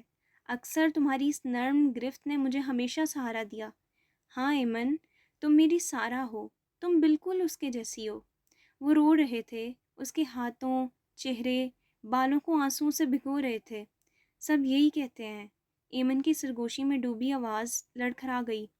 میں تمہیں کبھی بھول نہیں پایا، تم ہمیشہ میری دعاؤں میں تھی، تم بھی اور وہ بھی۔ وہ ایمن کے حلق میں پھندا سا پڑ گیا۔ وہ تو نہیں رہیں؟ وہ ہے، انہوں نے زور دے کر کہا۔ وہ میرے اندر ہے، زندہ، سلامت، خوش باش، اپنی دنیا میں مگن۔ اسے تو خبر بھی نہیں کہ کوئی کس شدت سے اس کا منتظر ہے۔ ایمن رونے لگی۔ تم کیوں روتی ہو؟ انہوں نے سیدھے ہو کر اپنے آنسو صاف کیے۔ یہ میرا اور اس کا معاملہ ہے، تم مجھے مل گئی ہو، یہ میرے لیے کافی ہے۔ بےحد نکھری، ہلکی پھلکی، شفاف آنکھیں ایمن کے چہرے پر ٹکی تھیں۔ آپ کو پتہ ہے میں کتنا ترسی ہوں ان رشتوں کے لیے۔ کاش آپ مجھے پہلے مل گئے ہوتے تو یہ تشنگی تو ختم ہو جاتی۔ نانا جان، آپ نے مجھے پہلے کیوں نہیں بتایا؟ اس نے بے اختیار شکوہ کیا۔ کئی بار سوچا، لیکن آپ کو پتہ کب چلا؟ تمہارے بریسلٹ کو دیکھ کر۔ اس نے بہت چاو سے بنوایا تھا۔ ہاں، خدیجہ بھی بتایا کرتی تھیں، ایمن نے آہستگی سے کہا، پھر پوچھنے لگی، آپ کے پاس ان کی تصویریں ہیں؟ نہیں، میں نے سب جلا دیں۔ کیوں؟ اس نے تحیر سے پوچھا۔ اس کی رہنے دو، صرف اپنی باتیں کرو، انہوں نے ٹوک دیا۔ اس شام ایمن نے بہت باتیں کی تھیں، پہلے بھی ان کے ساتھ شیئر کیا کرتی تھی، مگر اب کوئی پردہ نہ تھا، اس لیے وہ بے تکان بولتی رہی اور وہ خاموشی سے سنتے رہے، مسکراتے رہے۔ مجھ سے ماما کی باتیں کریں؟ ایمن نے کئی بار فرمائش کی، مگر وہ ٹال گئے، یہاں تک کہ بابر اسے لینے آ گیا۔ میرے اور اپنے رشتے کی بابت کسی سے کچھ مت کہنا، انہوں نے جاتے جاتے منع کیا۔ کیوں؟ ایمن نے حیرت سے انہیں دیکھا۔ اس کا خیال تھا وہ جاتے ہی یہ خوشی سب کے ساتھ شیئر کرے گی۔ وہ تمہیں یہاں آنے سے منع کر دیں گے۔ کچھ دیر ایمن کو دیکھتے رہنے کے بعد انہوں نے جواز پیش کیا۔ کون روک سکتا ہے؟ ایمن نے تنک کر کہا۔ تمہارا باپ، انہوں نے برجستہ جواب دیا۔ وہ یہاں نہیں رہتے، اور جو یہاں رہتے ہیں مجھے روک نہیں سکتے۔ میں نے کہا نا، کسی کو مت بتانا۔ ان کے لہجے میں سختی در آئی تو ایمن کو خاموش ہو جانا پڑا، لیکن خوشی اس کے انگ انگ سے پھوٹ رہی تھی، لبوں پر کھلتی مسکان، آنکھوں کی چمک، باتوں میں برجستگی اور جوش، سب اسے عفان سے منگنی کا اعجاز سمجھ رہے تھے، اور طاہر محمود کے لیے اپنے جذبوں پر بند باندھنا دشوار ہونے لگا۔ تتلی کے رنگوں والی خوشبو سی لڑکی راتوں کی نیندیں اڑانے لگی تھی۔ دن تو دنیا کے جھمیلوں میں گزر جاتا کہ وہ ویزے کے لیے پوری تگ و دو کر رہا تھا، مگر رات کو وہ چپکے سے اس کے آس پاس مسکرانے لگتی۔ وہ اکثر گنگناتا اور چور نظروں سے ایمن کو اپنے اندر جذب کرتا رہتا، جو ہر بات سے لا علم دادا سے گھنٹوں باتوں میں مگن رہتی، ان کے لیے خود کھانا بناتی، الماریاں درست کرتی، بستر کی چادریں درست کرتی۔